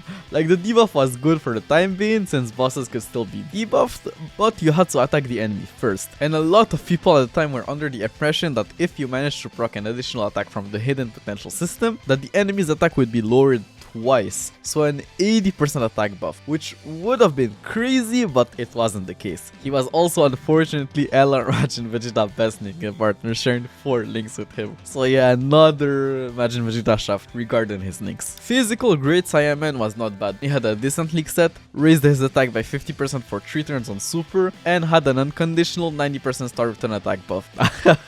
There's not much to say here, he was just an all-around decent card. Almost a week later, and it was already time for the second part of the 140 million download celebration, teasing the Dokkan Fest, which looked like it was going to be a new Buu unit. The next day, we got the new Neogods leader, and a bunch of new Dokkan Awakens. Strength Kid Buu got quite the upgrade. He went from a huge supreme damage multiplier, like he completely skipped extreme, which was unusual at the time, and he had a 70% start return attack and defensive buff, while disabling the enemy's guard, something that was quite powerful at the time, where the meta was centered around monotype teams. If it weren't for his links, this guy would have probably been a staple on almost every strength teams. But yeah, nonetheless, he was still decent. Tech Super Buu on the other hand didn't get much, but enough for him to be a decent option on the future Extreme Tech team. Well, that's what people thought at the time. If only they knew how bad the Extreme Tech Neogas leader was going to be. Anyways, he went from having an extreme damage multiplier to a supreme damage multiplier, and his healing went from 25 to 30% of the damage he dealt. So yeah, this guy could single-handedly heal you back to full HP mid-turn. His link still sucked though. Int Kid Buu, the extreme Int Neogods leader, was quite good. The Int type was filled with tanks and sustainability. He recovered 12% HP on Super, so even more healing to that team, and had a 100% start of turn attack buff, plus an additional 70% attack when above 30% HP. So as long as you could keep Super in with this guy, he had a 170% start of turn attack buff. Like, that was just insane. But then you take a look at his links. He had no key links. Literally none. This guy had no key links. Zero. Nada. Like, bro.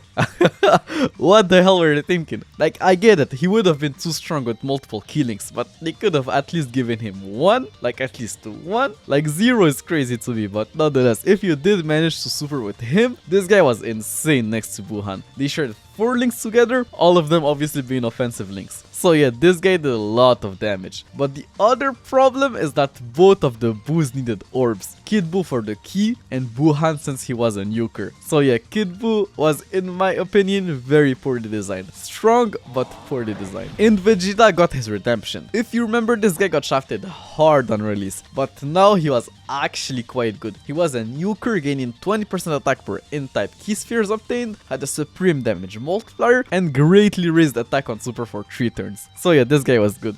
We just had to wait and see who the N-type Neogas leader was going to be. Strength Goku was just Int Vegeta's counterpart, but instead of raising his attack on Super by 50% for 3 turns, he raised the attack of all allies by 20% for 1 turn. So he was also very good, and a decent option on Super Saiyan 4 Goku's team. Like, sure, his link set didn't quite fit on that team, but he had prepared for battle, which was enough to at least link with Super Saiyan 4 Goku. As for Kid Buu's banner, it was actually pretty good. It featured the 2 nukers, who were, as I explained earlier, quite decent. Tech Golden Frieza and Injanemba, who were still phenomenal tanks, Physical Kid Buu, who was still quite useful thanks to his support, and Int Buhan, who was still a beast. 4 days later, we got another World Tournament, the 18 World Tournament, and we were back to the old reward format. So what happened during the anniversary was a one-time thing. The World Tournament reward card, Strength Vegeta, was actually quite bad. Like, sure, he had a supreme damage multiplier, greatly lower defense on Super, and had a decent link set, but that passive skill condition was just horrible. 80% attack and defense when below 80% HP, like, this meant that this guy pretty much had no passive at the start of turn, and that you had to get out of your way to take damage if you wanted him to have a passive as fast as possible. Like, this just wasn't worth it, especially considering the fact that you had so many better options on any mono strength team. I'm pretty sure this was the strongest type at the time. Once the World Tournament was over, they actually teased the next Dokkan Fest.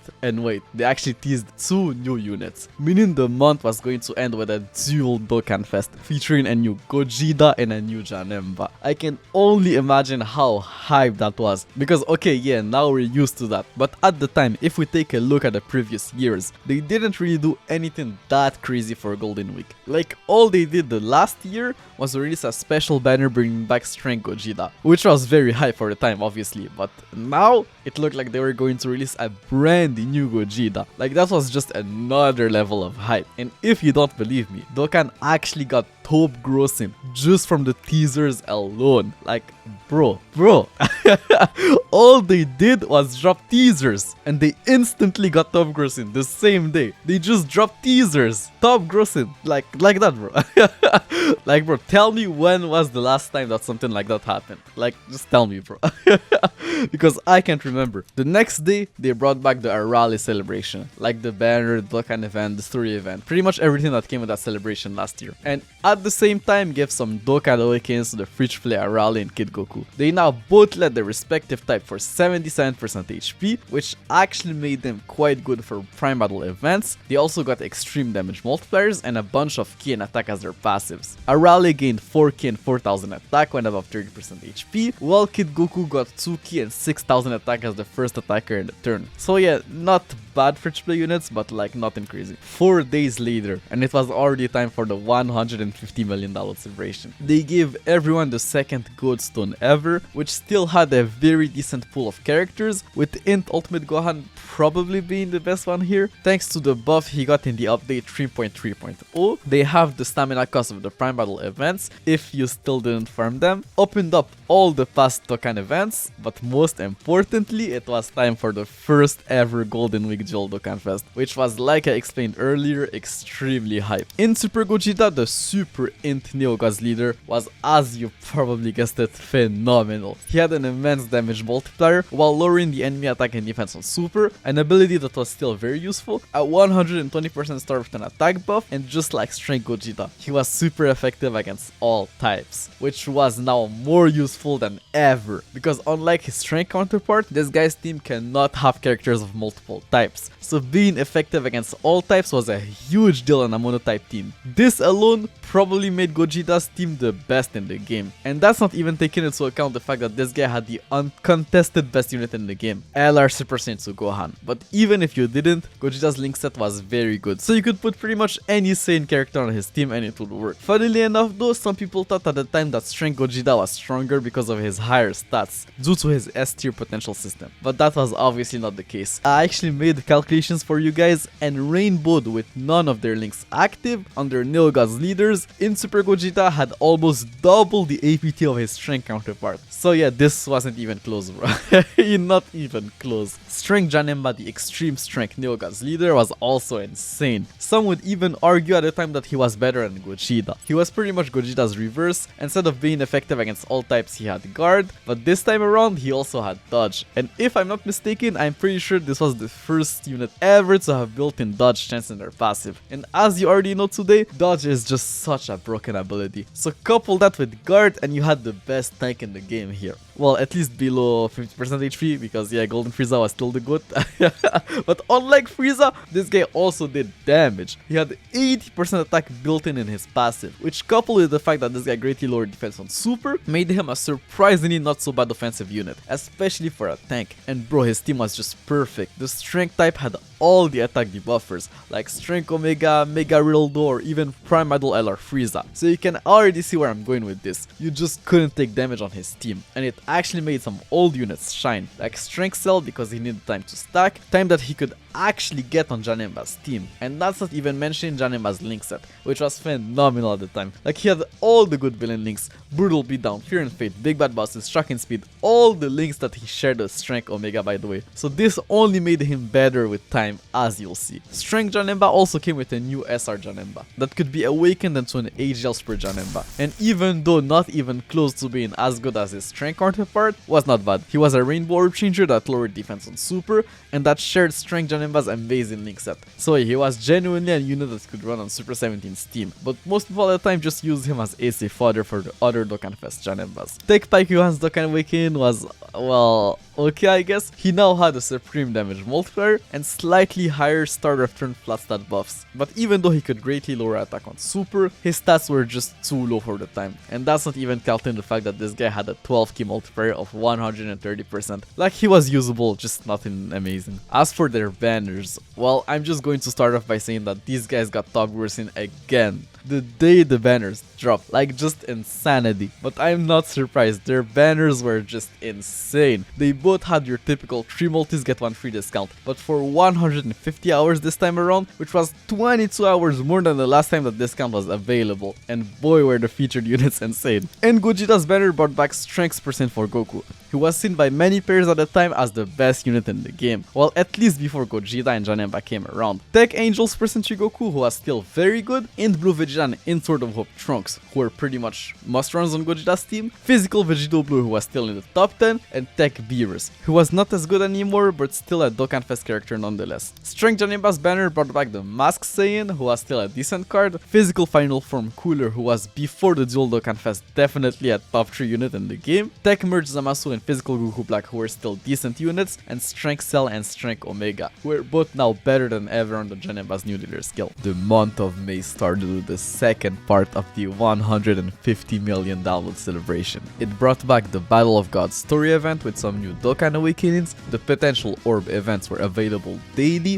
which was huge at the time, you already know how scarce those orbs were, a new story event with a new farmable free-to-play unit, and most importantly, the World Tournament God was finally out on JP, Strength LR Broly. I say finally because this guy was actually a global first. The first global first ever, I think.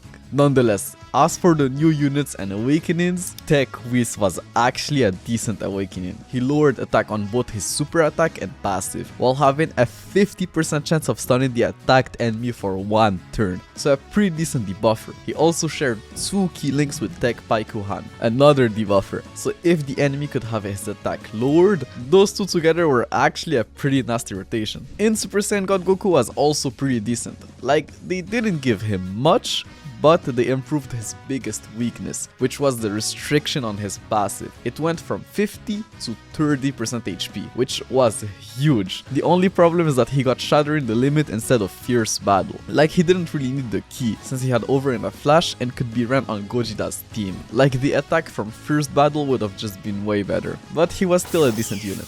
Whis was also very good. He now gave 2 key to all allies alongside his super type buff, which I don't even have to explain to you why it was so much better than just giving stats to all allies. The key really makes a difference. Also, this guy got 2 new links, both of them being key links, something that he desperately needed, because as a UR, the only link he had was Gentleman, which wasn't the most common link as you already know. So you now had 2 great wishes you could pick from, the Tech one who was a debuffer and the Int one who was a support type unit. The free-to-play physical God Goku also got quite the upgrade. His SA multiplier went from extreme to supreme, he now gave key to physical and strength type units alongside the stat buffs, and he got 2 new links. Very good links actually, the Saiyan Lineage and Fierce Battle, which bothered people at the time because they couldn't understand why they gave Fierce Battle to the free-to-play unit instead of the summonable Int one, but I guess things had to be balanced. The Int one would have probably been too good with Fierce Battle.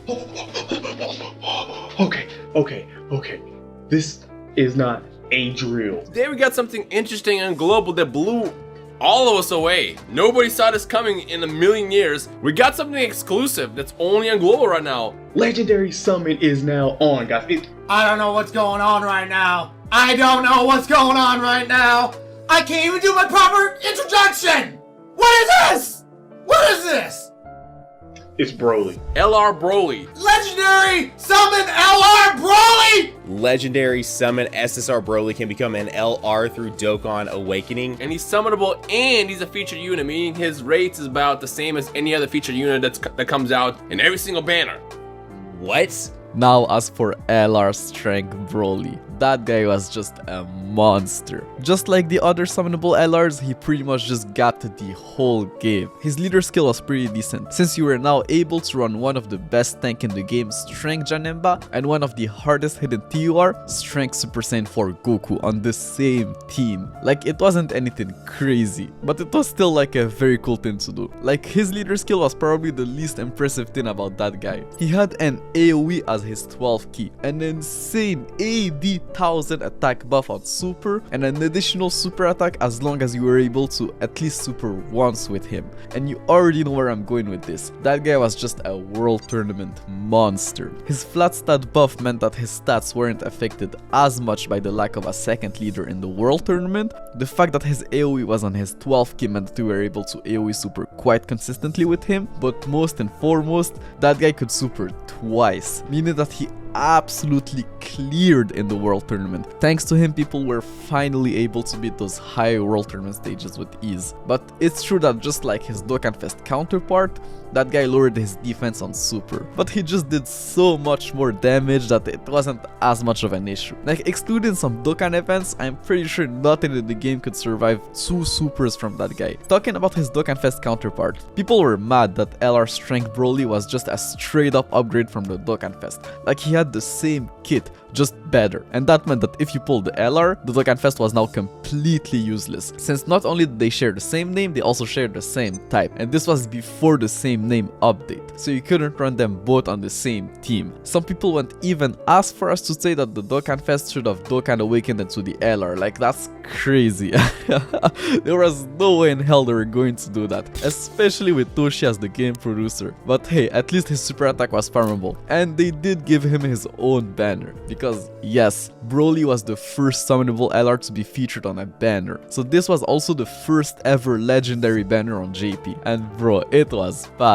14 featured units with no guaranteed SSR. You can already guess that the rates were absolutely horrendous. Obviously better than the other LRs that were unfeatured, but still very bad. But I don't know what was worse, his rates or the fact that you needed 97 million Zenny to awaken him into an LR. Like, sure, nowadays Zenny isn't really that much of an issue, but back then things were different. I remember pulling this guy like a year or two later and having to farm Zenny, like a lot of Zenny, and this was post Easy Is. I can't even fathom how hard it would have been at the time without Easy Is. Your best bet was probably one of those GT events, like just farm those medals and exchange them for the Zenny status in the Baba shop. Anyways, the next day they dropped a new Goku Jr., the first unit that could be farmed entirely for free, meaning you didn't even need to invest potential orbs into this guy. His event came with his own farmable potential orbs, also meant that if you wanted to rainbow this guy, you had to farm his orbs, and that was not fun. I remember because I actually farmed him when I first started playing the game back in 2018. You needed about 6,000 small orbs, 3,000 medium orbs, and 300 big orbs to rainbow that guy,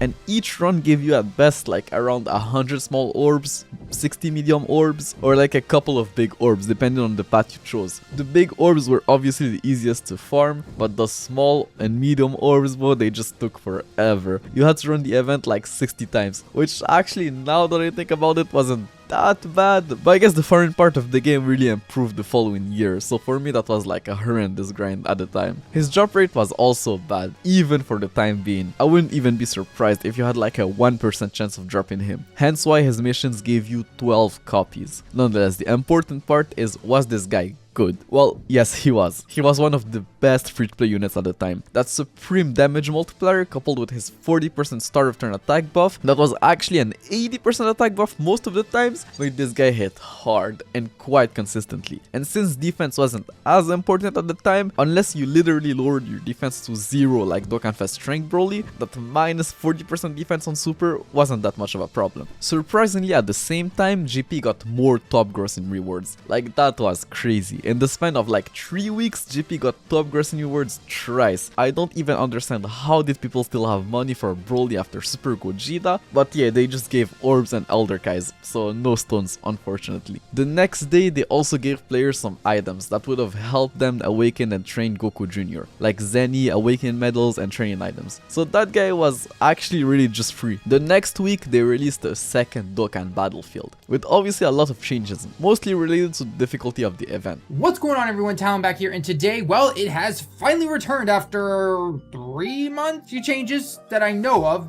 For the most part, it's still the same game mode, but a few changes on the outside, I guess, technically. So if you go into here, and basically it's going to tell you that you can only play once a day. Now, you're probably thinking to yourself, wait a minute. We get to play 3 times a day last time, and it took forever just to get something like 7 medals that if you save them, like Rhymestone with this LR Gohan that you just got. So that must mean A, they either make it easier, and that means you can get more, you know, of the, I guess, battlefield gems essentially, or basically you get more per round and, you know, more bonuses, kind of things like that, which is, I guess, with the case. They've changed some of the missions as well. They don't have orbs in there now. They have stones instead. They restocked the Baba shop to use those points.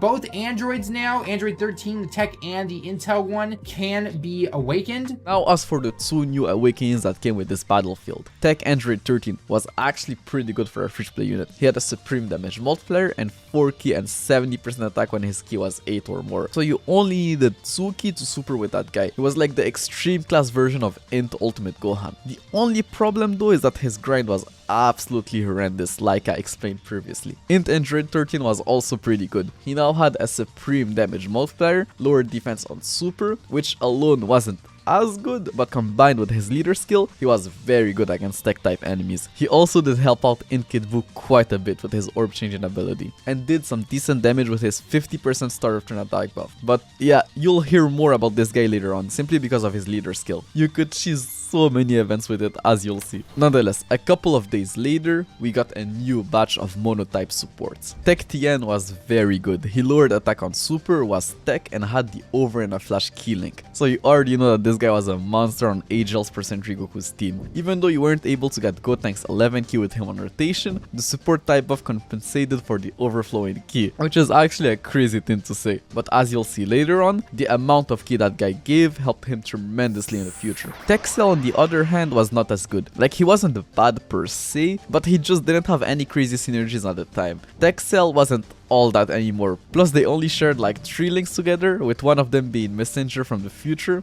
Bro, that link sucked at the time. And the Extreme Tech Neogas leader also wasn't out yet, and you weren't running this guy on like Gotenks team. The next week, it was already time for a new campaign. A character strengthening campaign. I guess it was time for something like that after all the crazy units they dropped since the beginning of the year. So for that campaign, the potential orbs event got buffed, like you had a higher chance of seeing a secret character, so potentially more potential orbs. You were also given potential orbs, dragon stones, and training items every day until the end of the month, and both the Master Roshi and Mr. Satan event got buffed. The same buff they got during the anniversary, if I'm not mistaken. So yeah, that was pretty good. Another couple of days later, they dropped yet again another batch of support type units. Int Kid Gohan was good. He raised his attack by 50% on super for 6 turns, one of the best super attack effect you could have at the time. But the problem is that his link set was pretty bad, so he didn't link quite well with Int Super Gogeta. His support still helped tremendously, so just for that he probably was still a must run on Gogeta's team. Int Vegeta was also good. He had a 20% chance of stunning the enemy on super, so another Int type stunner, but you already know how much Int Kid Buu struggled for ki. So the fact that this guy gave 3 ki to Int type units helped Kid Buu so much. He was literally a must-have on Kid Buu's team if you wanted the team to somewhat work.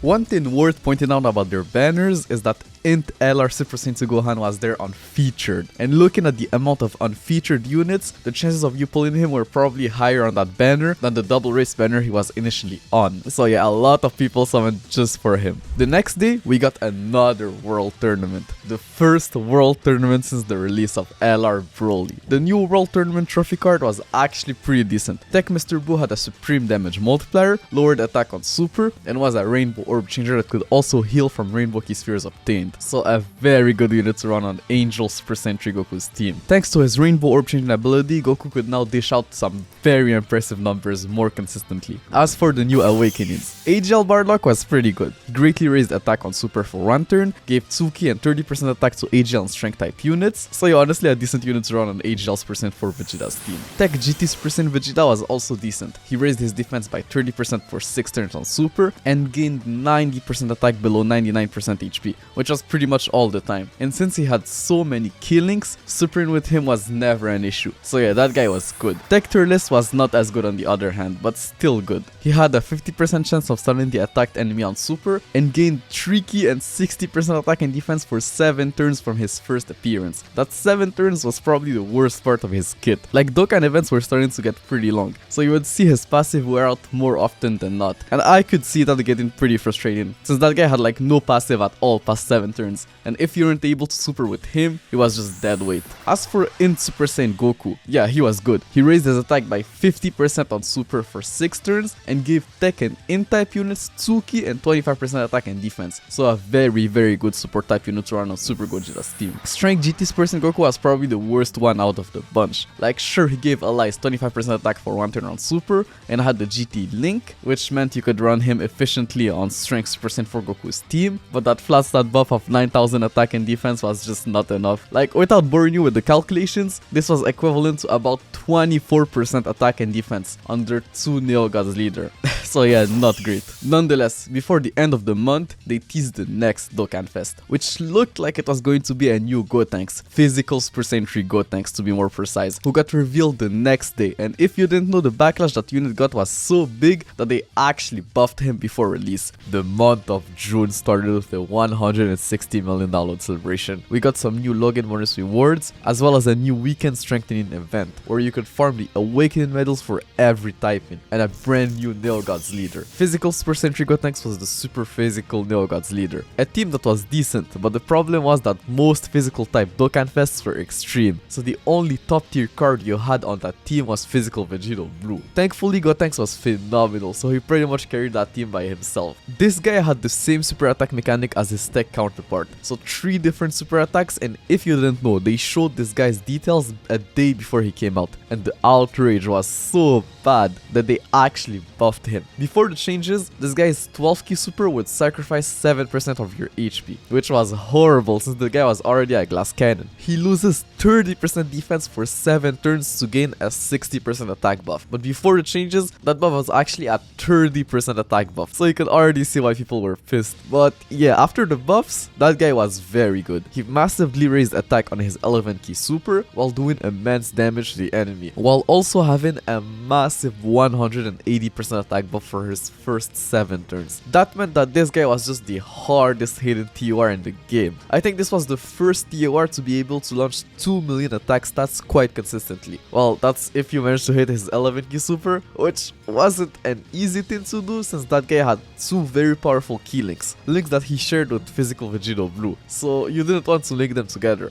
But he had the perfect link in body, physical Super Saiyan Gotenks. That guy shared 4 links with Super Saiyan 3 Gotenks, with only one of them being a key link, so it made it way easier to hit that 11 key next to him. And Super Saiyan Gotenks also sealed, something that was very helpful since Super Saiyan 3 Gotenks couldn't tank due to his 30% defense debuff. Anyways, as you'll see later on, that guy only got better with time due to him getting more teams. This guy also came with a bunch of new awakenings. AGL Super Saiyan Gotenks was unfortunately the worst Super Saiyan Gotenks in the game. He was a nuker gaining 15% attack per key spheres obtained, while lowering defense on super, but that was it. He had a 12 key multiplier of 125%, which is very bad, especially for a unit that is essentially just doing damage. And he also lost shock and speed upon Dokkan Awakening, meaning that he just had the same links as the other Super Saiyan Gotenkses, so there was really no reason to bring him over the strength or physical one, who could both stun or seal on super, abilities that were so much more valuable than just straight up damage. He was still like an alright option though on a mono AGL team, but that was it. As soon as categories came into the game, it was just over for this guy. It's really unfortunate that they didn't keep him in base as a TUR. He could have at least been a good linking partner for the other Gotenkses. Tech Teen Super Saiyan 3 Gotenks on the other hand was very good. He raised his attack by 50% on super for 6 turns and had a pretty big 100% attack buff on super. But just like AGL Gotenks, they shafted his 12 key multiplier. He had a 12 key multiplier of 130%, something that held back his damage quite significantly. He still did a lot of damage, don't get me wrong, but just way less than if he had a better 12 key multiplier, something that didn't make global players feel any better, because yes, heroes cards at the time couldn't come to global due to licensing issues, so missing out on such a cool character did piss off quite a lot of global players, understandably. In Super Saiyan Goku almost got nothing open Dokkan Awakening, like all he got was a 20% attack buff, and the Shattering the Limit key link, but he was an orb changer, so still usable in some niche scenarios, and obviously since he still had value due to that. Strength Gotenks was decent. He had a supreme damage multiplier, raised allies attack by 20% for one turn, and had a 77% start of turn attack buff, as well as an additional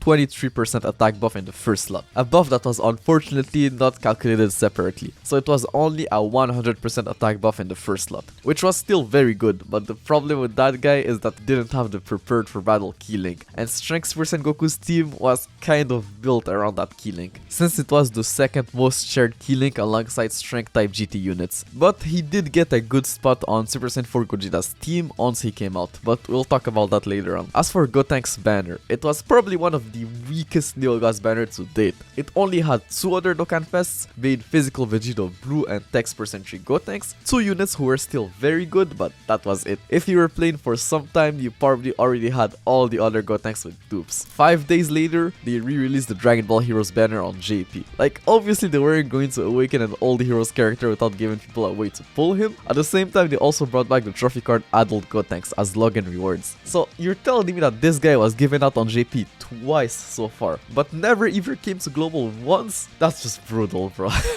And like, the Hero Celebration is pretty much over. Like, we're having the last one this month. So, wow, that's just, we're actually never going to get that card, like, ever. That's crazy. Nonetheless, a week later, and it was already time for the 170 million download celebration. And it came with a new login bonus campaign, a new Bio Broly story event, a new banner, some new awakenings, and the friend summon Hercule could now be awakened into an LR. Let's start with the new story event. It came with 2 new free-to-play units. SR Physical Krillin was actually decent for an SR. He raised allies attack by 20% for one turn on Super, and gained 3 ki and 3000 attack when below 80% HP. But he was an SR, so pretty much useless outside of strike events or any other event that required you to have a low team cost. It also didn't help that his rates were absolutely horrendous. Tech Broly was awful on release. He either had 1% defense when facing one enemy or 100% attack when facing multiple enemies, while also debuffing the other stat by 50%. So yeah, not great, especially in a time where we were not only facing one enemy most of the time, but defense was also not as useful. Luckily, he did get some use as time went on. He was one of like the only viable free-to-play option for AGL's percent Goku's easy. As for the other awakenings that came with this event,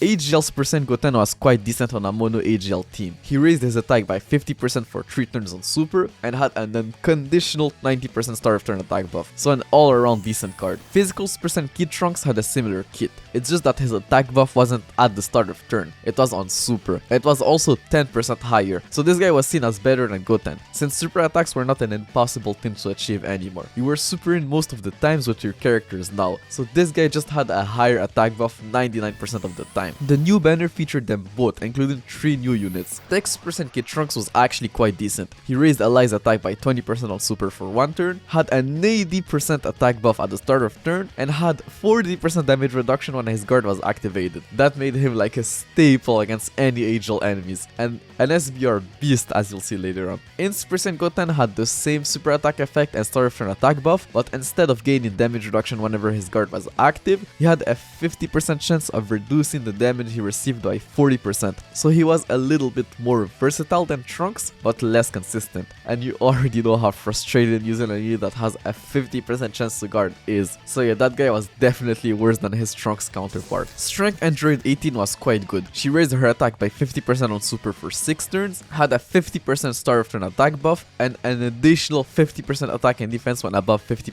HP. The only problem is that most of her links were key links, and most of those links were links that she shared with extreme type units, but she was super, so she didn't quite fit on Strength percent for Goku's team. She was still very good though. Now, was the banner worth your stone? Probably not. Like sure, it had your 3 times 30 stones guaranteed featured unit discount, but that just wasn't enough to justify summoning on a non-Dokkan Fest banner or LR banner. Talking about LRs, LR Hercule was a decent free-to-play LR. He had a 20% chance of stunning the attacked enemy for 2 turns on his 12 key super, which was very good, and he gained 50% defense for 3 turns on his 18 key super, which was insane since that guy had LR stats. So that 50% defense above was actually very significant. He also had a 70% chance of gaining 20,000 attack and 7 ki at the start of turn. The ki was very useful, and it was quite a consistent thing to see, so not a bad passive at all. The problem is that this guy's link sucked, but not only that. To obtain him, you need to buy his medals from the Baba shop. Each medal costed 1 million zenny, and you needed 140 of them to awaken him into an LR, with all of his potential paths unlocked. So if you do the math, that's 140 million zenny, which was like 50 million more than what you needed to awaken LR strength Broly. And the thing with this guy is that you couldn't miss a day, since you were only able to buy at most 3 medals per day. So it's either you had the zenny that day, or you had to wait a day more to awaken him. He also had like a horrendous drop rate in the friend summon banner, so that also didn't help. 2 days later, we had the 3rd volume of the Book of War, with a completely different pool of characters this time around. Just a reminder that those packs were about 35 bucks if you factor in inflation, so not a great deal if you ask me. Like, imagine paying 35 bucks for 50 stones and int Android 13, like, bro. 5 days later, and the official Dokkan Twitter account now had 200,000 followers. So to celebrate that milestone, they held a little Twitter campaign where they would give out a bunch of rewards depending on the amount of retweets that the designated tweet got. The rewards were actually pretty decent, as you can see. Like 20 stones and 3 Elder Kais is something that would still be seen as good even by today's standard. The final retweet milestone also gave the New Year Frieza, which by that point was not even a New Year unit, it was just like a Twitter unit, bro. At the same time, we also got a new double race banner. It came with 2 new awakenings and a new unfeatured LR Tech Rose and Zamasu. So I guess the legendary summon banner for Broly was like a one-time thing. I guess it was because of the fact that he was a global first and all global LRs were featured on legendary summon banners. That's probably why. They didn't want GP players to complain. Nonetheless, just like the other LRs, these guys were phenomenal. Their leader skill was just like the other LRs, pretty good. And since the Extreme Tech Neo Gods leader wasn't out yet, this was the most optimal leader skill for an Extreme Tech team. They raised their defense by 30% for 3 turns on their 12 key and 6 turns on their 18 key. A very powerful ability on LRs since their base stats were very high. They also recovered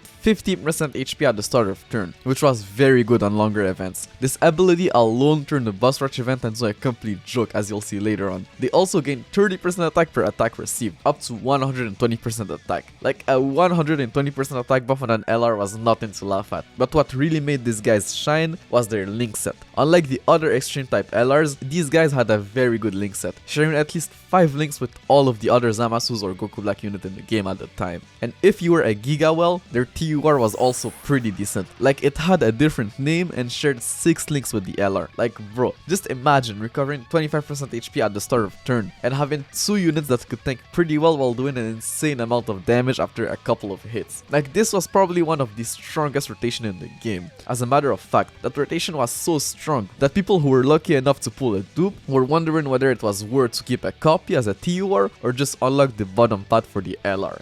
Which is crazy when you think about it. The other cool thing about them is that unlike the other LRs, these guys were very easy to awaken. No crazy Zen restriction, no battlefield medals or medals with horrendous drop rates. You just needed a couple of Dokkan events medals and that was it. Very easy. As for the other awakenings, Tech Bardock was actually decent. He greatly raised his attack on Super and had a 100% attack buff when above 30% HP. And he could also now turn into a giant ape up to 2 times instead of only once. They didn't buff his giant ape transformation though, as I guess they were still pretty strong. Like not taking damage for a couple of turns was still an insane ability, and now he could do it twice. So yeah, that guy was good. Strength Fasha was also quite decent. She now raised Ali's attack by 20% for 1 turn on Super, has 30% attack and defense at the start of turn, and can now, just like Bardock, turn into a giant ape twice. And since she had the Sane Roar link, probably the best offensive link at the time, she was actually a not so bad option on Strength Super Saiyan 4 Goku's team. So if you had Great Ape GT Super Saiyan 3 Goku, you could have 2 giant ape units in the same monotype team, turning the Boss Rush event into a complete breeze, obviously with a little bit of RNG. The next day, we had a notice in the news saying that the training tab was about to be updated. You would now be able to use multiple training items at the same time. They actually even uploaded a video on Twitter showcasing the new training UI, which I guess is exactly what we have now. So actually just let me show you a little clip of what the training UI used to be. The new Goku I Dokkan awakened. So let's see what that does. Bam! You just max him out that fast. Pretty cool, actually. That is pretty good. 2 days later, we got another world tournament. No new awakenings this time, just one new unit but a good one. Strength 10 Super Saiyan Gohan was not as phenomenal on release as he was as a TUR, but he was still very good. He had a 20% chance of stunning the attacked enemy for 2 turns on Super, and gave Super class allies 2 ki and 25% attack and defense. Like sure, his link set wasn't the greatest, but it wasn't the worst either, and the support kind of made up for it, so that guy was a solid unit. A couple of days later came the update 3.5.0, the update that renewed the training system. With it came a training campaign. It had your typical login bonus campaign where you could get a bunch of training items, awakening medals, and friend points by logging in every day. They increased the team cost limit you would get by leveling up. I actually didn't know that, but before that update, the maximum team cost you could have at rank 50 was 100, so they bumped it to 135, I guess to help out new players. They also increased the amount of potential orbs you could obtain from the potential orbs events, and added some missions where you could obtain even more potential orbs. Nonetheless, the next day, they teased the next Dokkan Fest, and it looked like it was going to be a new Broly. The following day, it was already time for the $180 million celebration. It brought some new daily missions, a new login bonus campaign, the 4th volume of the Book of War, and the new Dokkan Fest, who was none other than Super Saiyan 3 Broly. Tech Super Saiyan 3 Broly was the Extreme Tech Neo Gods leader, a team that had a lot of potential, especially with the release of LR Tech Zamasu and Rose, but unfortunately that Broly just had to be the worst Neo Gods leader. But let's just pause for a minute. Just imagine the hype that this guy generated at the time. Like imagine logging in one day and just seeing a new Super Saiyan 3 Broly Dokkan Fest. Like Super Saiyan 3 Broly. Then looking at his kit and just being so disappointed. But like trying so hard to justify him being not that bad. Because it's Super Saiyan 3 Broly. You don't want him to suck. But they just had to shaft him. He was a nuker with an immense damage multiplier, greatly lowering the enemy's defense on Super, had a 100% attack buff at the start of turn, and an additional 12% attack per key spheres obtained. Like, on paper that's pretty insane, but then you see that he also lowers his defense by 10% per key spheres obtained. And the thing is, that guy already had no defense, and a very low base stat defense, at least at 55%. So him lowering his defense even further was just so bad. Like that guy couldn't even tank normal attacks, let alone a super, which would have probably been fine if he did like an insane amount of damage. Like okay, sure, that guy did damage, a ton of damage, probably the hardest hitting TR at his peak, but it wasn't consistent. You needed key spheres to do so, so most of the times he was just hitting as hard as the other Neo Gods leaders, but with pretty much negative defense. His link set also didn't help. They didn't give him over in a flash, so he could I guess link up better with the other Brolys, but there was no other Broly on his monotech team, so he literally had no good linking partners, like none on his own team. Like bro, his best linking partner that wasn't a Broly and on his team was Tech Angel Super Saiyan 3 Goku, a unit that had over in a flash. So yeah, why not just give him over in a flash?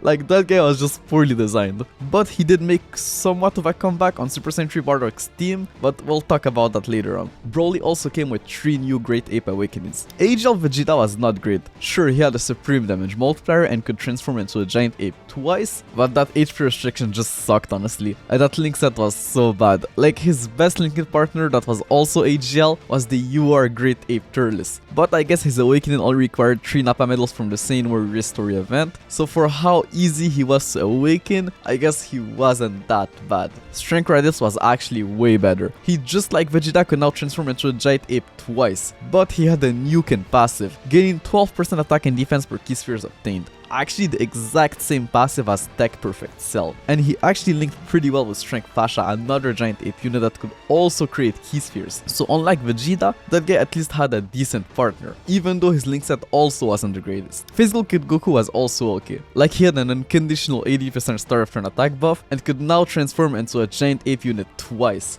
but he also suffered from a bad link set, so he didn't fit quite well on the other monotype teams. His link set was probably even worse than the other ones at the time. So if you were wondering if that 4th volume of the Book of War was worth it, well, clearly it wasn't.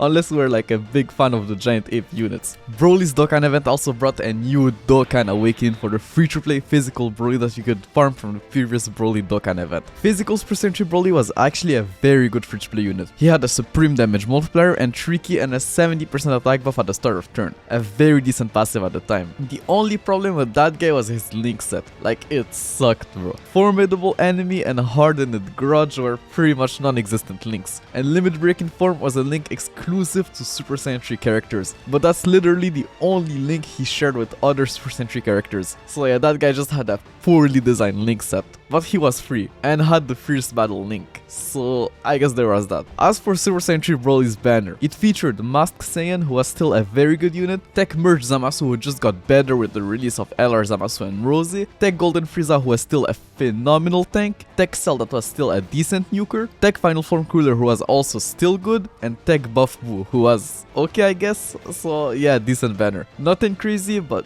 decent. Honestly better than Super Saiyan 3 Gotenks banner if you ask me. The month of July started with the results of the Wishing Upon a Star campaign. I honestly don't even remember if I talked about it or not, but GP players could vote for 7 non-LR characters to be featured on a future special banner, and those were the results. The only character that surprises me here is Tech Angel Super Saiyan 3 Goku. Like, I guess that campaign was held before Golden Week or something like that, because there was no way the hell this guy was voted above in Super Gogeta. The next day, they held a login bonus campaign giving 7 stones every day for 11 days. I guess to commemorate that upcoming Wish Upon a Star Dokkan Festival banner. Another day later, and that banner was now officially out. And yeah, that banner was crazy. Like, this was the best banner the game had seen yet, and by far. It featured the Super Saiyan 4s and Tech Angel Super Saiyan Goku, who were arguably some of the best Neo Gods leaders. Angel Super Vegito, who was still an insane unit, like that guy could tank any normal in the game, and Strength Gogeta, who was definitely not as great anymore, but still a decent damage dealer who was super effective against all types. Arguably one of the best mechanics to have on a mono-type team. So yeah, that banner was phenomenal. Way too good to be true. And now that I think about it, this was just a substitute for the Tanabata celebration. A celebration that didn't exist yet, but was clearly a thing, because don't forget that the previous year, at the same exact date, they released Angel Super Vegito and Physical Broly, who were both featured on the same banner, and that banner was also phenomenal at the time. So yeah, in their mind, that time frame was clearly reserved for something special. It just didn't have a name yet. The following day, to the surprise of no one, that banner got top grossing. They didn't give out stones, just some useful items like hourglasses, Mercer Satan statues, training items, and potential orbs. Not bad, but some stones would have been nice. 2 days later, and it was already time for the 190 million download celebration. It had your typical daily missions, login bonus campaign, some new quest stages, and some new super type units. The new quest stages came with a brand new Baba Shop unit. Tech Super Saiyan 2 Vegeta was actually quite decent, especially for a free-to-play unit. He had a supreme damage multiplier, 80% defense at the start of turn, and 20% attack with each attack received, up to 80% attack, a decent Saiyan link set, and the highest base attack stat out of all the UR Baba Shop cards. So yeah, he was good. As for the new super type units, AGL Pan was pretty good. She raised the attack of all allies by 25% on super for 1 turn, and had a decent link set. Like, she had the GT key link. You couple that with her support, and yeah, she was a staple on Super Saiyan 4 Vegeta's team. The only real issue with that card was that card art. A lot of people found it, let me find the words, kind of disturbing at the time, like questionable at the very least, but if you know anything about Japan and their culture, yeah, they were probably right to think that. AGL Middle Rildo was also very good. He greatly raised his attack by 50% on super and had a not so bad link set. Like, he could hold his own on Super 17's team, whom he shared 2 key links with. So yeah, that guy was not bad. Also, just like the other monotype support banners, that banner had an unfeatured LR in the pool, LR Imagine Vegeta. So if you wanted to pull him, this was probably the best chance you had. Talking about LRs, the next day they brought back Broly's Legendary Summon banner, which I guess was fair. Like, Broly was by far the most valuable LR at the time, simply because of how much easier he made the World Tournament. So I'm glad they actually brought him back that early. The next week, and we got the announcement for one of the greatest ideas in Dokkan history: categories. It was said in the announcement that this new mechanic would add categories to some characters, and that some events would give you higher drop chance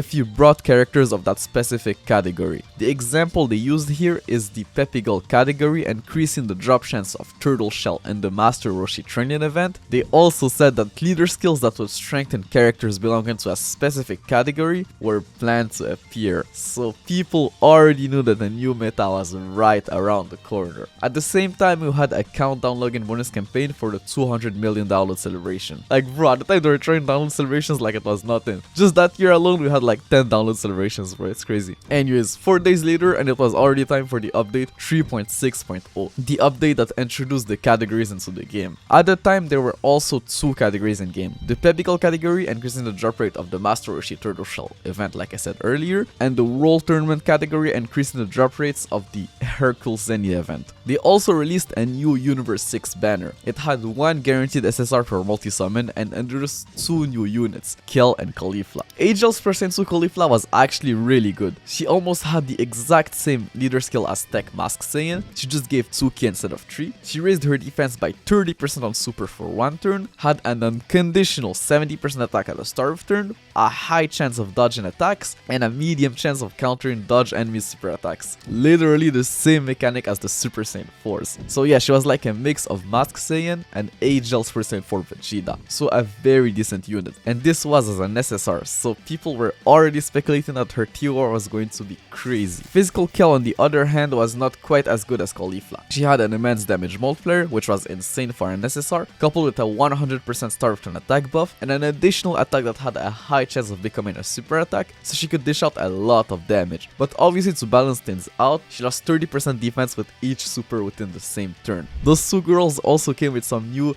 Universal Survival Saga awakenings. Int hit was just like he used to be, but better I guess. They increased his stun chance on super from 20 to 25%, gave him a 90% start of turn attack buff, and the ability to disable the enemy's guard. Actually a very good ability on a monotype team, but unfortunately that meta has come into an end. Int Piccolo was okay I guess. He now greatly raised attack on super for 1 turn, and went from gaining 60% attack when below 80% HP to 80% attack and defense under the same condition. So as you would guess, he still suffered from the same problem as the UR form. That HP condition was just not great, and the fact that he shared the same type and name as LR Piccolo didn't help. Like the LR was just so much better. A couple of days later, and it was already time for the $200 million download celebration. The celebration started with a new double rates banner that had 5 discounted multis and had all the existing premium LRs unfeatured up to the most recent one, being LR Zamasu and Rose. But with the new category mechanic on the horizon, it was clear that this was just a huge bait and not worth your stones. At the same time, Dokkan dropped one of the best news a Dokkan player could see at the time. They were going to give out 20 stones every day via daily missions until 200 million dragon stones were claimed. They also held another Spirit Bomb campaign where different rewards would be given out depending on the amount of likes, shares, and returning players the different campaigns of the game brought. As you can see, this is how you were able to get copies of the big ass Hope Goku, as well as his awakening medals and various training items and potential orbs. But the interesting part was the last step. If we take a look at the global translation, it was said that 200 million dragon stones would be shared between the players. So if I'm understanding this correctly, the less people there were at the time, the bigger the reward would be. Within the same day, they also released the Ticket Summon banner. And bro, let me tell you, that banner was insane at the time. It had all of the Dokkan Fest TURs up until Tech Angels for Century Goku. So you already know that banner had insane value, especially for a free banner. They also mentioned the download tickets in the news. So just like the previous years, player would get 1 ticket for every 5 stones they spent between October 18,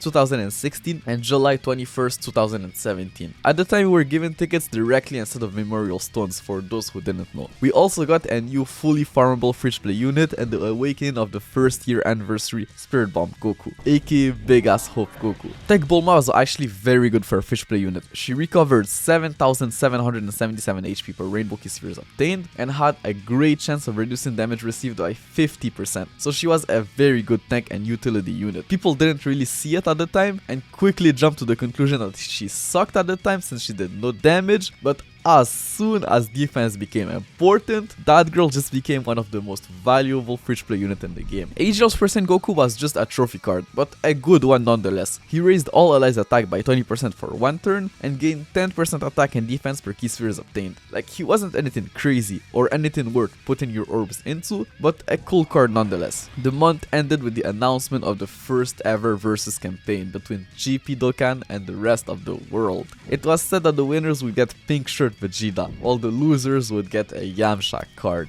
You see that on the screen? You see that on the screen? All I got to say, this shit better be real. What the fuck? No. This shit better, look at my face, better be real. No. This not real. This not real. No.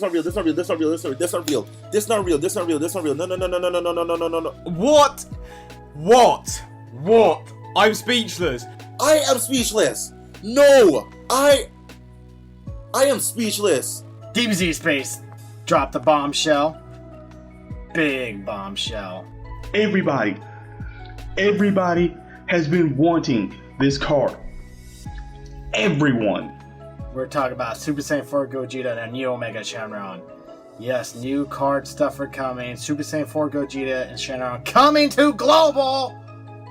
Global, Not JP, not Japanese. I know I said JP first. Japanese, I know some people use two different ones, whatever, to say the same thing.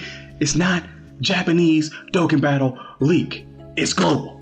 This is real.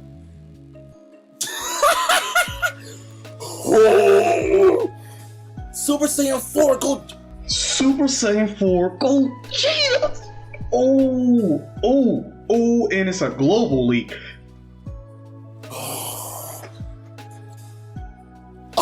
I don't know. Yo, alright, calm down. Wow.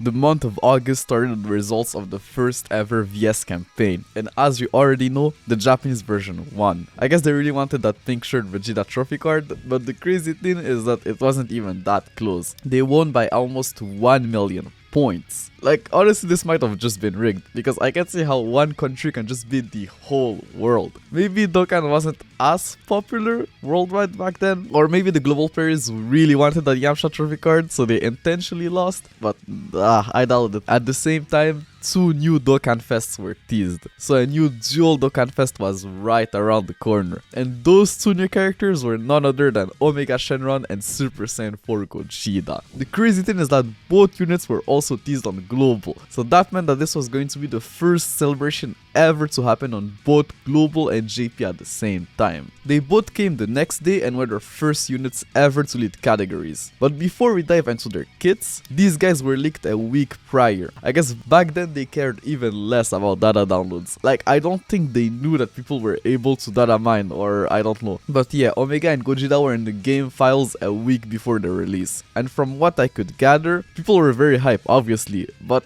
also kind of disappointed. Honestly, I've been waiting so long for this guy, and he's not as good as I was expecting him to be. Not as good. Yes, he's fucking OP. He's amazing. But but Super Saiyan 4 Goku is all that and a bag of chips, man. I guess, I'm gonna be honest, guys. I am a little underwhelmed by Gogeta. He is really good. Gogeta is really, really good. But this is unnecessary. Like, over in a flash, like, I mean, sure, that'll help him, like, link better with, like, you know, Gogeta and Vegito Blue, because the Super Saiyan 4s, you know, without Over in a Flash or Fuse Fighter, they don't fit as well on a hero team, like, as the hero team used to be previously constructed, you know, with Vegito Blue, Gogeta, Gotenks, you know, etc. I'm just not that impressed with Gogeta's, I don't know, We'll see. Like, we'll go over their kits in a minute, but there was like a huge uproar about Super Saiyan 4 Gogeta because some people made some quick calculations and it looked like Strength Super Saiyan 4 Goku had a higher APT than Gogeta, which obviously pissed like a lot of people off. He also didn't have the same Roar attack link, one of the best offensive link at the time, if not the best one. I just saw someone say that he doesn't have Saiyan Roar, and yeah, that sucks. That actually hurts him quite a bit, because if he had Saiyan fucking Roar, like, and he's really a hero lead, like, if you had a rotation of Super Saiyan 4 Goku, Vegeta, and Gogeta, and they all were sharing, you know, Fierce Battle, Saiyan Roar, GT, Shocking Speed, Super Saiyan, like, that would just be a rotation of absolute insanity and death. People really wanted Gogeta to be like the best unit in the game in every metric possible. Then that he clearly wasn't on paper with the information that we had at the time. People were only hoping that his leader skill would be his saving grace, as yes, their leader skills were actually missing at the time, but people just assumed that the leader skills were going to be added once they would officially be in game, but little did they know. Now as for their kits, both Super Saiyan 4 Gogeta and Omega Shenron gave Tricky and 150% HP attack and defense to their respective category, or Tricky and 50% HP attack and defense to their respective type. Very powerful leader skills, obviously. Like, going from Neo God's leader, this was quite a significant buff. Like, an additional 30% to all stat is nothing to laugh at. But obviously this was far from the biggest power curve jump in the game, as remember the jump going from gods to Neo God's leaders was like a 50% buff to all stats, or even going from Gogeta to the gods leaders. This was probably the highest power curve buff the game had known to this day. Like, going from 0 to 70% buff to all stats was just something else. Oh, this is different. This is different. Hey, I like that. He does like a variation of kicks and attacks and punches. Now we do the super. Look at, wow. He has both Super Saiyan 4. I like. Oh yes, yes, yes, Bandai. That's what I want to see. That's that's what I'm talking about. That is a super attack. Now that rare thing. Oh, yo. Text percent for Gogeta led the fusion category, a category that at first glance looked insanely OP. People were already making up teams with all the Gogetas and Vegetos in the game, but unfortunately that category didn't include the Podara fusions, only the Fusion Dance fusions, so as you probably guessed it, that category was extremely limited, especially on Global, since they were still missing in Gogeta, Super Saiyan Gotenks, and all the awakenings that came with him. And don't forget that this was before the same name update, so you couldn't run two characters with the same name on the same team. But I don't even know why I'm mentioning that, since Super Saiyan 4 Gogeta didn't even have a leader skill on Global. I still don't even know how they got away with that, but yeah, Global players were mad. Like, without his leader skill, this guy was literally just worse than every other Neo Gods leader in the game. Oh, and yeah, Text Percent Angel Goku wasn't even out on Global yet, so if you want to run Super Saiyan 4 Gogeta, you had to run him under a God's leader. Just the shaft was crazy beyond belief, bro.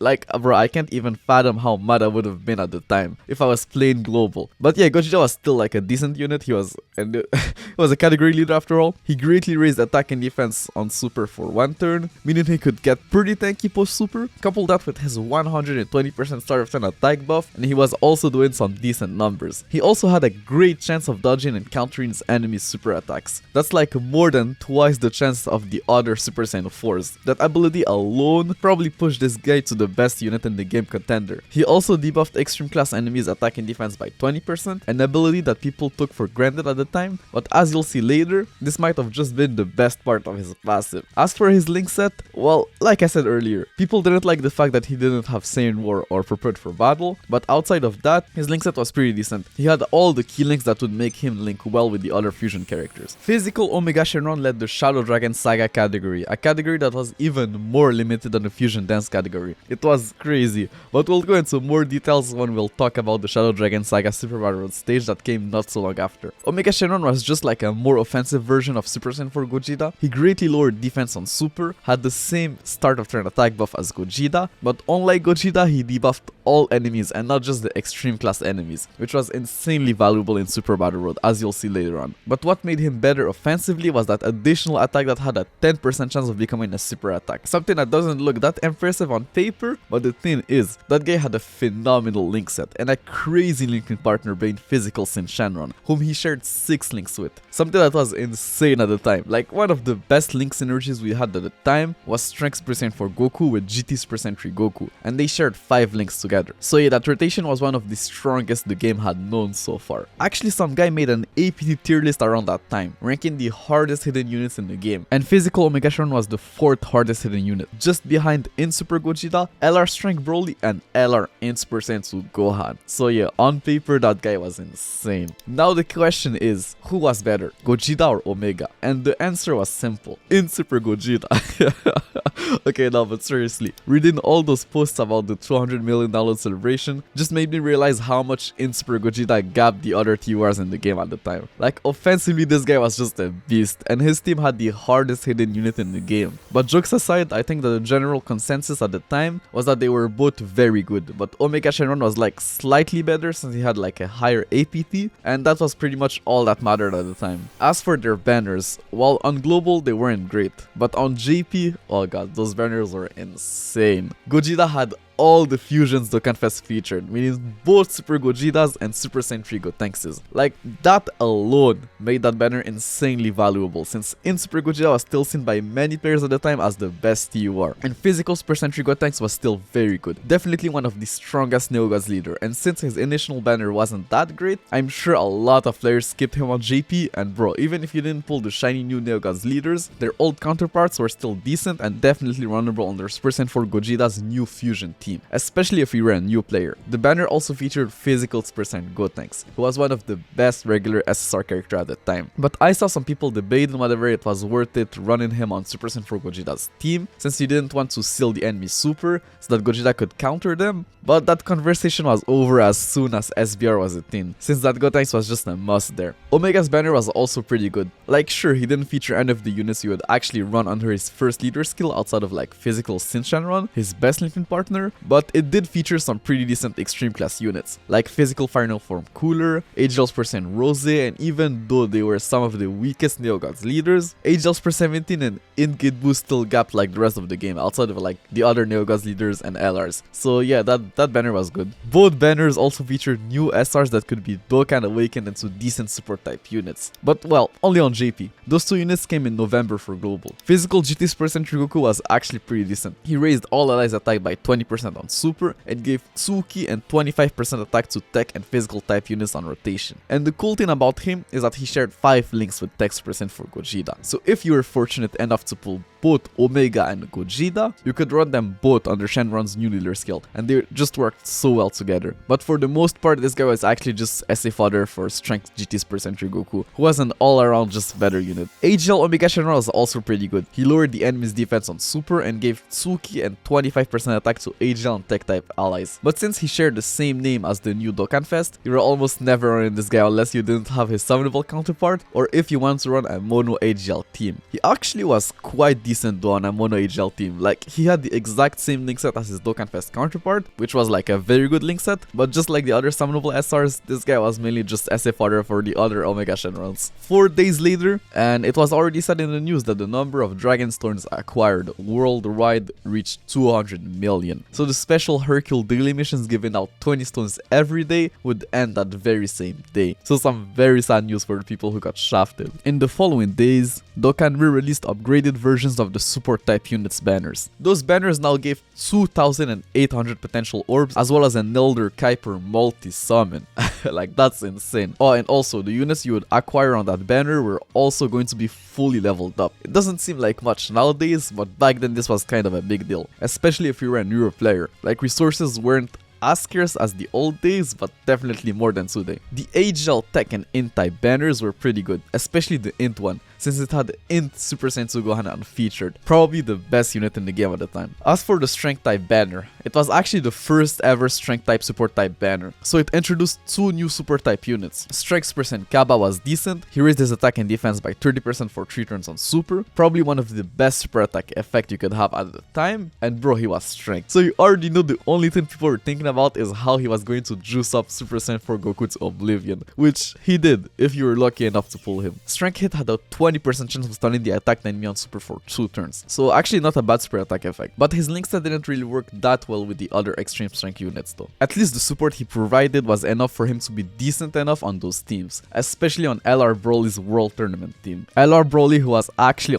featured on their banner by the way. They also at the same time awakened the Baba Shop support type units, and the crazy thing about them is that they were literally monogods leaders, 3 gods leaders. They were also support type units. Obviously they still weren't as good since their stats, links, damage multipliers and overall kits were weaker, but still they were free units. Well, almost free. They were extremely expensive at the time. Like I already told you, each copy costed about 100,000 Baba points, which I think they lowered it at the time to like 70,000, but that was still very expensive. Nonetheless, they also announced a little login bonus campaign to celebrate the 200 million download milestone, giving 2 stones every day for the duration of the campaign, as well as copies of the free farmable Bulma from the previous month. Oh, and the game also got top grossing, obviously. But weirdly enough, they didn't even give out stones, they just gave potential orbs. I'm not sure what the top grossing rules were at the time, but it looked like if top grossing was only achieved in one of the stores, they just didn't give out stones. Like for them to give out stones as top grossing rewards, Dokkan had to reach like top grossing in both the Android and Apple store. But I might be wrong, so if any of the OG knows, just let me know in the comments down below. At least they held another SNS campaign where players were able to get 1 Dragon Stone every day for the duration of the campaign. The next day we had the final type banner of the batch, the physical type banner, which I guess was a good one if you pulled Omega Shenron and needed some units to fill out his team. The only problem with that banner is that it was the only type banner at the time to not have like an LR unfeatured, since there was no physical premium LR at the time. 2 days later and it was time for the first ever legendary campaign. And let me tell you, that campaign was insane. If you were able to awaken LR Goku before the end of the campaign, so September 4th I think, you were rewarded 50 stones. And if you were able to raise his super attack to 20, you were given 10 Elder Kais. And if you were able to rainbow him, well, you were basically just refunded the orbs you spent on him. So essentially they were paying you to farm LR Goku, like literally paying you to farm him.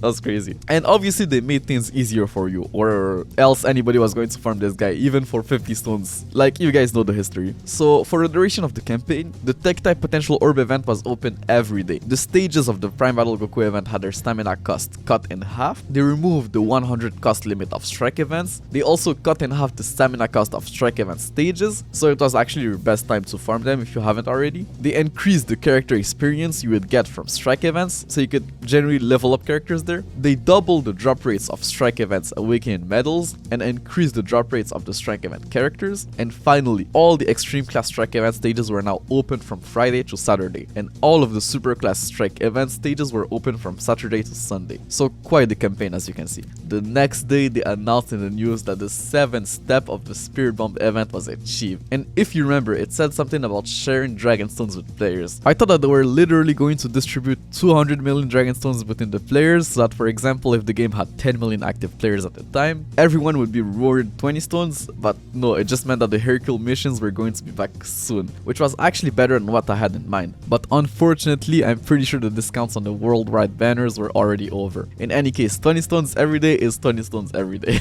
At the same time, the global side of the game achieved top grossing in like 7 different countries, so they gave 50 stones to everyone. So yeah, I guess at the time top grossing rewards during Worldwide Celebration were shared between both versions. 3 days later, they dropped a new LR, the second LR to be featured on his own legendary summon banner. And yeah, just like Broly's banner, it wasn't great, but I guess was still better since the unfeatured pool had more LRs. As for LR's percent Trunks, well, he was like the other LRs, phenomenal. He had the same mechanic as LR Zamasu and Rose, meaning he raised his defense by 30% for 3 turns on his 12 and 18 key super attacks, a mechanic that was very strong on LRs due to their very high base stats. He also had an insane 120% start of turn attack buff and a high chance of performing a critical hit, the first unit ever to gain crit chance outside of the hidden potential system. So this was actually one of the only units in the game where his optimal potential system build was to go full additionals, and his link set was also very good. He shared 4 links with essentially the best unit in the game, and he was himself definitely a top 5 unit in the game. So this was just the best rotation in the game. But the only team where you could actually run these 2 guys together at the time was Physical Vegito Blue's team, a 50% chance to all stats type of team. So you couldn't really see the full potential of that rotation yet, but don't worry, their time will come very soon. LR Trunks also came with 2 new awakenings. HL Xeno Super Saiyan Trunks was actually not bad. He raised his attack by 50% on Super for 6 turns and had 2 ki and 80% attack at the start of turn. He was definitely a good option on a mono HL team. It's just that his link set wasn't the best. Like, his best linking partner to this day is LR Trunks. That just tells you how niche it was. Also, fun fact about this guy, but I think he's one of the only units in the game to get a worse leader skill buff upon awakening. Like, his leader skill used to give 50% attack, but now it only gave 40%. Like, obviously his leader skill was still better now due to the ki and other stats that came with it, but still, it's a thing worth pointing out. Tech GT's percent Trunk was also pretty good. He raised his defense by 30% for 6 turns on Super and gave 2 ki and 25% attack and defense to Tech and Strength type allies. Couple that with his not so bad link set and you could generally run him on Tech's percent for Gogeta's team, under Gogeta's second leader skill. A week later, and it was announced in the news that the Hercule missions would end that very same day. It's actually crazy when you think about the amount of stones that event gave. Like, I think they easily gave out like 200 plus stones just for that event alone. Anyways, at the same time, they released a new story event with 2 new free-to-play units and increased drop rates if you bought characters from the fusion category. The first story events were released with increased drop rates. Like, sure, the category was extremely limited, but still it was better than nothing. As for the new free-to-play units, HL Tarbell was actually not bad. He raised Eli's attack by 20% for 1 turn on Super, had a 20% start of turn attack buff, and changed his strength key spheres to HL. So just for that, he had some value. Like, a free-to-play orb changer was a pretty cool thing to have, especially in the world tournament, if you had like LR Majin Vegeta, who needed a lot of ki to hit his AoE super attack. Int Gotenks was also not bad. He was a sub-leader for the fusion category, or actually not even a sub-leader, that's like a sub-leader skill. Like 2 ki and 20% HP and defense, like no attack. Like, there was no way in hell you were running this guy as a sub-leader if you had like any of the other rainbow leaders. But nonetheless, he had like a supreme damage multiplier and 50% attack and defense on Super. So not a bad free-to-play card, but mainly just SA fodder for the other better Gotenkses. They also brought back the fusion banner, I guess to help out Super Saiyan 4 Gogeta, with 2 new fusion units and the fusion story event with a new Dokkan awakening.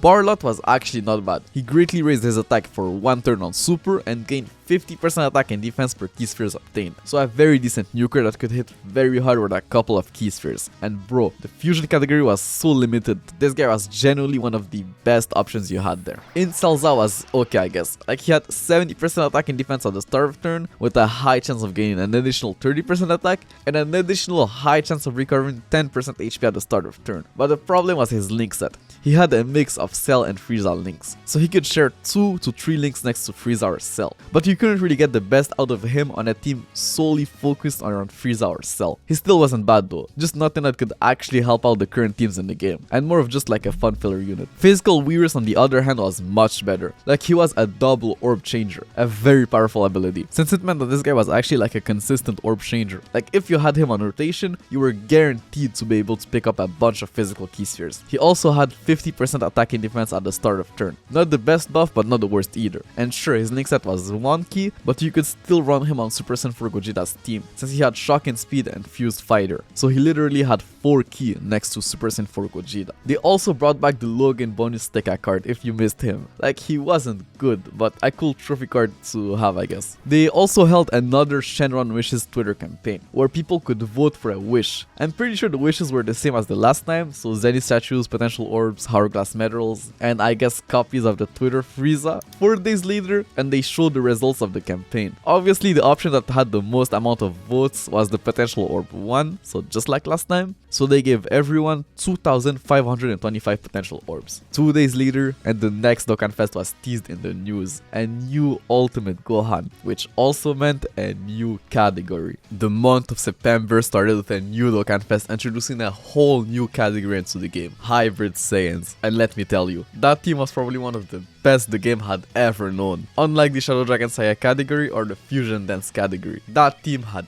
options. Like, all the Gotens, Trunks, and Gohans were on it, as well as all the Gotenkses. And you remember when I said that Int LR Gohan and Physical Super Saiyan Trunks was like in theory the best rotation in the game, but there just weren't any team at the time where you could run them together. Well, guess what? You now could under Strength Gohan's new leader skill. So that alone pushed that team to the top. But what really sealed the deal was how good Gohan was. He led the Hybrid Saiyans category for Tricky, 170% HP and defense, and 130% attack. So he gave 20% less attack than Gogeta or Omega, but 20% more HP and defense, which was seen by most people at the time as like a worse trade-off. Like I said multiple times, attack was pretty much the only thing that mattered at the time. But luckily for him, the two Hybrid Saiyans LRs were already hidden so hard that if you had them, it just didn't matter. But the keyword is if, because yes, honestly most people didn't have them at the time. As a matter of fact, that team was only phenomenal if you were a like as a free-to-play player, the team was still great, like you had options, but all the good options were premium units, and not just regular Dokkan Fests. You needed multiple LRs to really like get the best out of this team. But yeah, if you did, that team was just unstoppable, like literally you just couldn't lose. Gohan also stacked attack on Super, which I guess compensated for the lack of attack on his leader skill with his 120% star of an attack buff. He also had a medium chance to guard, which obviously nowadays is like complete garbage, but at the time this wasn't half bad since his team was already pretty tanky. So this was literally just like a little bonus that could happen every once in a while. Like bro, this guy gave 50% defense to super class allies. His team was just so tanky. Like this was for sure the best defensive team in the game. But there was just another problem that even Wells couldn't escape from. That guy's link set was just bad. Like he didn't link well with literally any unit in the game, let alone on his own team. Like for even to this day, his best linking partner is Tech Gohan, whom he only shares 5 links with. So yeah, that was kind of a bummer for a super type unit category leader with such a good team, full of great synergies. Gohan also came with a new physical boot tanks, who was genuinely like a very good unit at the time.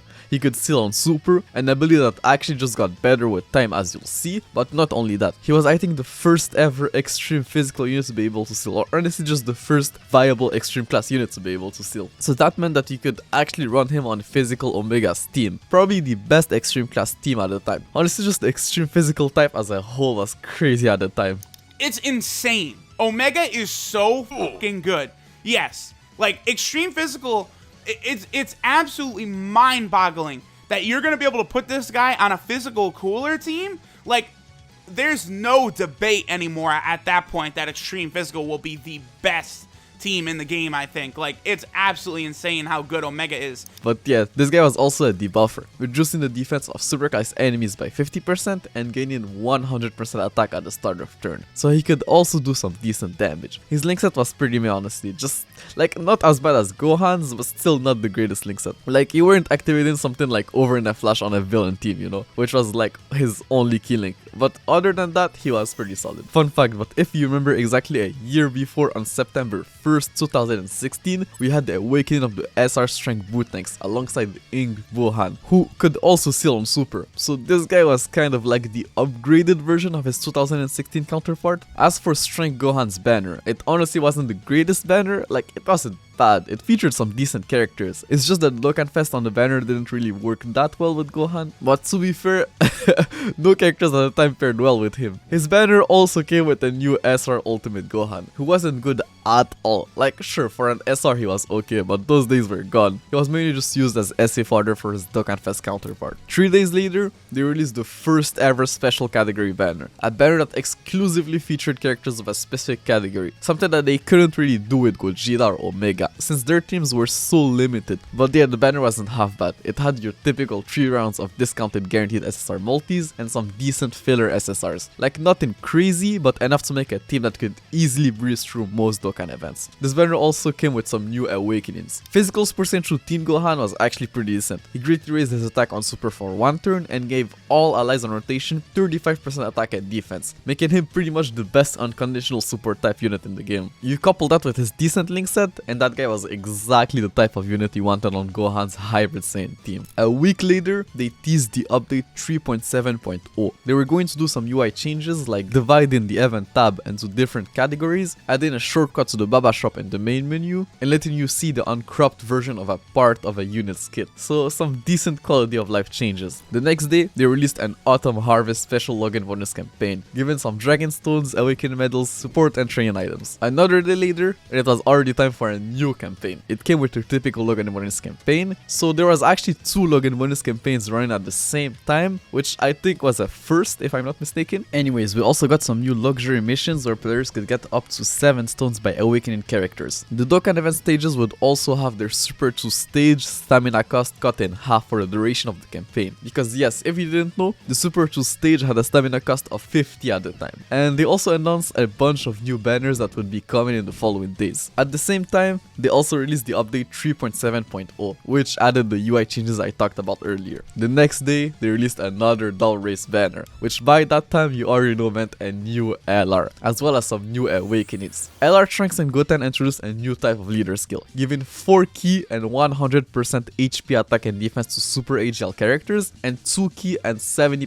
HP attack and defense to extreme AGL characters. So this was the first unit ever to have a 4 key leader skill, which as you could guess was pretty powerful. But now that the category leaders were at 10, it wasn't all that impressive. Nonetheless, they came with a new super attack mechanic where each of their supers had 2 variations and it was completely based on RNG. Their 12 key was a 50% coin flip where they could transform into fat Gotenks and lower their own attack by 30% for 1 turn, or skinny Gotenks where they could lower both their attack and defense by 30% for 1 turn. So yeah, as you would guess, their 12 keys sucked if you cared about defense. Like, it was actually so bad that some people were literally not activating the 5 additional they had on their hidden potential system just to avoid them proccing their 12 key. As for their 18 key, it was much better. They had a 70% chance of turning into Super Saiyan Gotenks and raising their defense by 30% for 1 turn, and 30% chance of turning into Super Sentry Gotenks and raising their attack and defense by 50% for 1 turn, which was insane if you did manage to hit it. As for their passive, well, it was also based on RNG. They randomly gained between 3 to 9 key at the start of turn, which was actually very helpful since you absolutely wanted them to hit their 18 key super attack. And with that 120% attack buff on super, best believe that these guys were hitting hard. Like, they were probably one of the hardest hitting units at the time. And the crazy part was, they were on the Hybrid Saiyan team. So the Hybrid Saiyan team now had 3 LRs, and like I said numerous times already, summonable LRs pretty much gapped the whole game at the time. So being able to run 3 of them on a single team meant that this team was pretty much the best one in the game. Like, nothing could even come close to it if you had all of the Hybrid Saiyan summonable LRs. Like, this was truly one of the strongest teams the game had ever known. I think that the only reason nobody's talking about it is because, well, I'm pretty sure that even the biggest files at the time couldn't run it. Like, summonable LRs were almost a myth. Not only were the rates horrendous at the time, those banners didn't even have guaranteed SSRs. And you were better off summoning on Dokkan Fest banners anyways because of their better leader skills and free multi discounts during big celebrations. Anyways, their link set sucked. Like, just try to guess who their best linking partner is today. A character that only shares 5 links with them, by the way. LR Pajama Virus. Like, bro, LR Pajama Virus. That's just crazy. Thank God they had an insane amount of key in their passive. Otherwise, this would have just been so bad. The other funny thing about them is that even though they could fuse into Gotenks in both their 18 and 12 key supers, they weren't on the fusion category. At least not at the time. I know they got added to it like a year or 2 years ago, I don't remember anymore, but at the time they only had 2 categories. The World Tournament category, which wasn't a real team, and Hybrid Saiyans, which was obviously insane. So yeah, people were mad, since it didn't make any sense for them not to be on the fusion category. And they were right, hence why they got added to it like 5 years later. Now, for the awakenings. Agel's per Vegeta was actually not bad. He raised his attack by 30% on super for 9 turns, and gave 2 key and 25% attack and defense to Agel's strength and physical type allies. But people were very disappointed with him at the time, mainly because he was a super Vegeta, and that the final flash was such like an iconic moment, so they really wanted him to be like insane and not just like a super type unit. And the fact that his link set kind of sucked didn't help either. Like, Z Fighters and Soul vs Soul were pretty much just dead links by that time. Strength % Goku was actually a little bit better. He greatly raised his attack by 50% on super, had a 90% start of turn attack buff, a better link set, and the ability to survive KO attacks when above 20% HP, which was actually a much better ability at the time, since bosses back then didn't like attack a billion times in the same slot, so it was quite common for a boss to have his last or only attack to be a super attack, so this ability was actually quite useful. The same day they also released the first banner of a new series of banners, where they would bring back old Dokkan Fests of a certain type. I don't know why they waited for the category meta to start dropping those types of monotypes banners. This would have been like much more valuable during the monotype meta, but yeah, the physical physical type banner was not great. Like the 3 featured Dokkan Fest weren't all that anymore, but if you needed some filler Dokkan Fest on Omega's team, they weren't bad options by any means, and probably better off than most summonable units. They also put a notice on the news saying that a bug regarding the Centaroshi Kai had been fixed. Apparently you were able to play him. I couldn't find anything else about it, but yeah, you could somehow manage to use him on a team, which probably didn't do anything and just crashed the game or something. 3 days later, we had another special Dokkan Fest type banner, featuring AGL Super Vegito, AGL Rose, and AGL Super Saiyan Blue Kaioken Goku. So honestly, not a bad banner, but all of these characters just didn't have a category yet, so no point really on chasing them at the time. Another 3 days later, and they released the Strength variant of that banner, with an even worse pool of characters. Like Strength Omega was pretty much dead now outside of Mono Strength teams because of physical Omega. Strength Broly was literally a unit that you could baba if you had Strength LR Broly. That's how useless he was. And even if you didn't have the LR, he was only really good on the World Tournament. As for Strength Super Saiyan 3 Vegeta, well, he was actually phenomenal, but people didn't know that at the time, since defense wasn't as valuable yet, and that guy pretty much did no damage. But his time will come. The next day it was announced in the news that Dokkan would be a part of the Tokyo Game Show that year. And bro, I did some research and found literal gold. My name is Toshi, and I'm from Bandai Namco Entertainment, Japan, and I'm the producer of Dragon Ball Z Dokkan Battle. I found an old interview of Toshi while he was the producer of Dokkan. Not from the Tokyo Game Show, but from the Anime Expo a month prior. I'll leave the link in the description, but he did drop some gems during that video. Like, guess what? Toshi's favorite character is Vegito Blue. So if you're wondering why half of Legends Anniversaries had some type of Vegito involved, well, you kind of got your answer. It's probably also why Vegito's characters were so broken in Dokkan at the time, and why Vegito cards actually started to suck as soon as he left. But yeah, coming back to the Tokyo Game Show, they held like a little retweet campaign where players could receive up to 21 stones. So not bad at all. Unfortunately, to balance things out, they had to release a World Tournament the next day with some new awakenings, and funnily enough, the new World Tournament trophy card was none other than Vegito. Coincidence? I think not. AGL Kid Goku was okay, I guess. He had 70% attack and defense at the start of turn, and a 10% chance of turning into a giant ape. Like, he was low-key better than the AGL Great Ape Vegeta, who was a summonable character. In Jackie-chan was the first ever World Tournament leader, leading that category for 3k and 70% HP attack and defense. Like, this was insane for a fish play leader. Like, sure, the team wasn't all that at the time, but still, the leader skill buff was impressive. As for his kit, he could steal on Super, which was insane. Had a 70% attack and defense at the start of turn, and had the exact same ability as Strength Super Saiyan Goku. He could survive a KO attack when above 20% HP. Like, bro, this guy was just insane for a future play card. Like, the only bad thing about this guy was his Link set, which on a Dragon Ball Saga team wasn't that bad, but obviously that category didn't exist yet, and the characters from that saga just weren't meta relevant at the time. Physical Kami. We'll talk about his easy on due time, but his TOR wasn't bad. I would even dare to say that he was actually good. He greatly lowered defense on Super, which was still a decent ability at the time, and gave all allies 2k and 25% attack and defense. So you could generally run this guy as a filler unit on something like Omega's team. Like, sure, his Link set sucked, but the support made up for it, I guess. AGL Vegito was also not bad. He raised all allies attack by 20% on Super for one turn, had 100% defense at the start of turn, and gave an additional 30% attack to Super Class allies on rotation. Like, he was decent, but I expected better from Toshi's favorite card, you know. Okay, well, jokes aside, from what I could gather, people just went ham for him on the World Tournament because, yeah, he was, well, Vegito, you know. And since he was still an SSR, I think people had high hopes for his future awakening. They also added 2 new SRs to the World Tournament banner. SR Yamcha was trash and not even worth going over. SR Ranfan was also trash, but she was the first ever Peppy Girls leader, so I guess worth pointing out as a fun fact. The next day, they released the N-Type Dokkan Fest banner, which honestly wasn't a good banner at the time. Like, I guess the characters were still okay, like Wuhan was still decent, Blue Vegeta, but in Genaba got replaced by his strength counterpart 3 days later, and they dropped a new Universal Survival Saga banner, featuring 4 new characters. AGL Fit Buu was not bad. He had a 20% chance of starting the attack enemy for 2 turns on Super, an 80% start of turn attack buff, and an additional 40% attack and defense for 7 turns for the start of turn. So for his first 7 turns, he had a 100% attack buff. So yeah, this guy could do some decent damage. Tech MVP 17 was also not bad. He raised his attack by 50% on super for 6 turns, had 50% attack and defense at the start of turn, and gained an additional 12% attack per tech key spheres obtained. So I think this was the first nuker ever to have both an attack buff on super and at the start of turn. So yeah,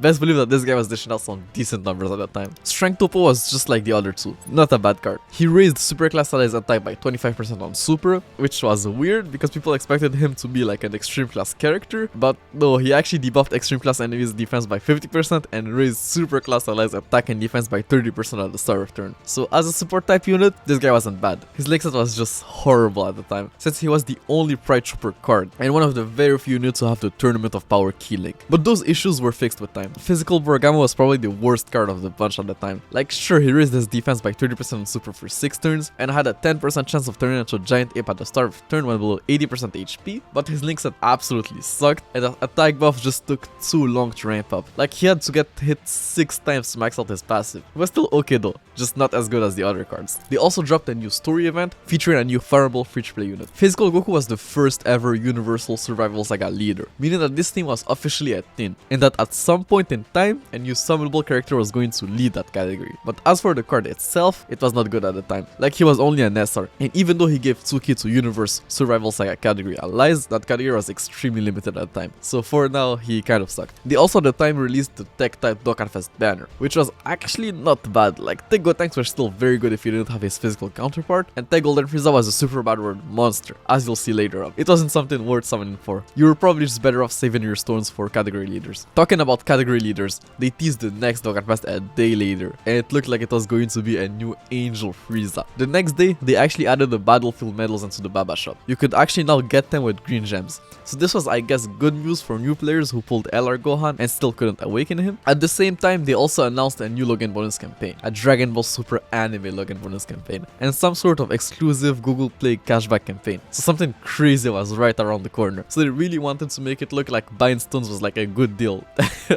Even though it honestly never is. The following day, they dropped a new Dokkan Fest. Int Angel Golden Frieza led the Resurrected Warriors category for 3 key 120% HP and 170% attack and defense, or the Int type for 3 key and 50% HP attack and defense. The Resurrected Warriors category was actually pretty good. It had 2 summonable LRs, all the Kid Buu's Perfect Cells and Angels per Century Gokus, and the crazy part is that this guy was the first leader to give 170% attack, so you already know that offensively his team was insane. He himself was actually quite good offensively. He had an immense damage multiplier with a 150% start of turn attack buff. This was an insane start of turn attack buff, but unfortunately to balance things out, they made it so that his debuff not only applied to superclass enemies but also your superclass allies. This actually did hurt you if you were going to run a unit like Super Saiyan 3 Angel Goku on your team. Plus the guy only had 2 key links, with one of them being pretty much non-existent on his team, and that 50% defense was quite low. Like sure, it didn't matter much on release, but trust me, it became a problem real quick. As for his banner, well, it was actually quite decent. It featured both Kid Buus, who were still not bad units, Tech Golden Frieza, who like I said earlier became like a super bad world beast, Int Middle Cooler, who was still a decent support type unit, Physical Full Power Frieza, who I guess could still put out some okay numbers even though he wasn't on the Resurrected Warriors category, and Tech Angel Goku, who was still like very good and only got better with time. Like I genuinely think this guy was better at the end of the year than he was on release, but you'll see. Frieza's Dokkan event also came with a new farmable character, who was actually not bad. He lowered attack on super, had 3k and 50% attack and defense for 7 turns for a surf turn, and shared 6 links with Int Angel Golden Frieza, making him his best linking partner. Around that time, they added some new stages to the Universal Survival Saga story event, which added 3 new farmable characters. Strength Angel Golden Frieza was a decent free play unit. He raised his attack by 50% for 3 turns on super, had 40% attack and defense at the start of turn, and 4 key and 40% attack when facing 2 or more enemies. Unfortunately, you would rarely see the second part of his passive at the time, but when you were able to proc it, he was actually quite good for a free play unit. Tech Urin was, I guess, okay. Like she had 3k at the start of turn, could stun the attacked enemy on both her super and passive, while also debuffing the attacked enemy attack and defense by 50%. SR Ultimate Gohan was just not great, and pretty much just used as SA fodder for the other Ultimate Gohans, especially the Dokkan Fest one, for those who were patient enough to wait.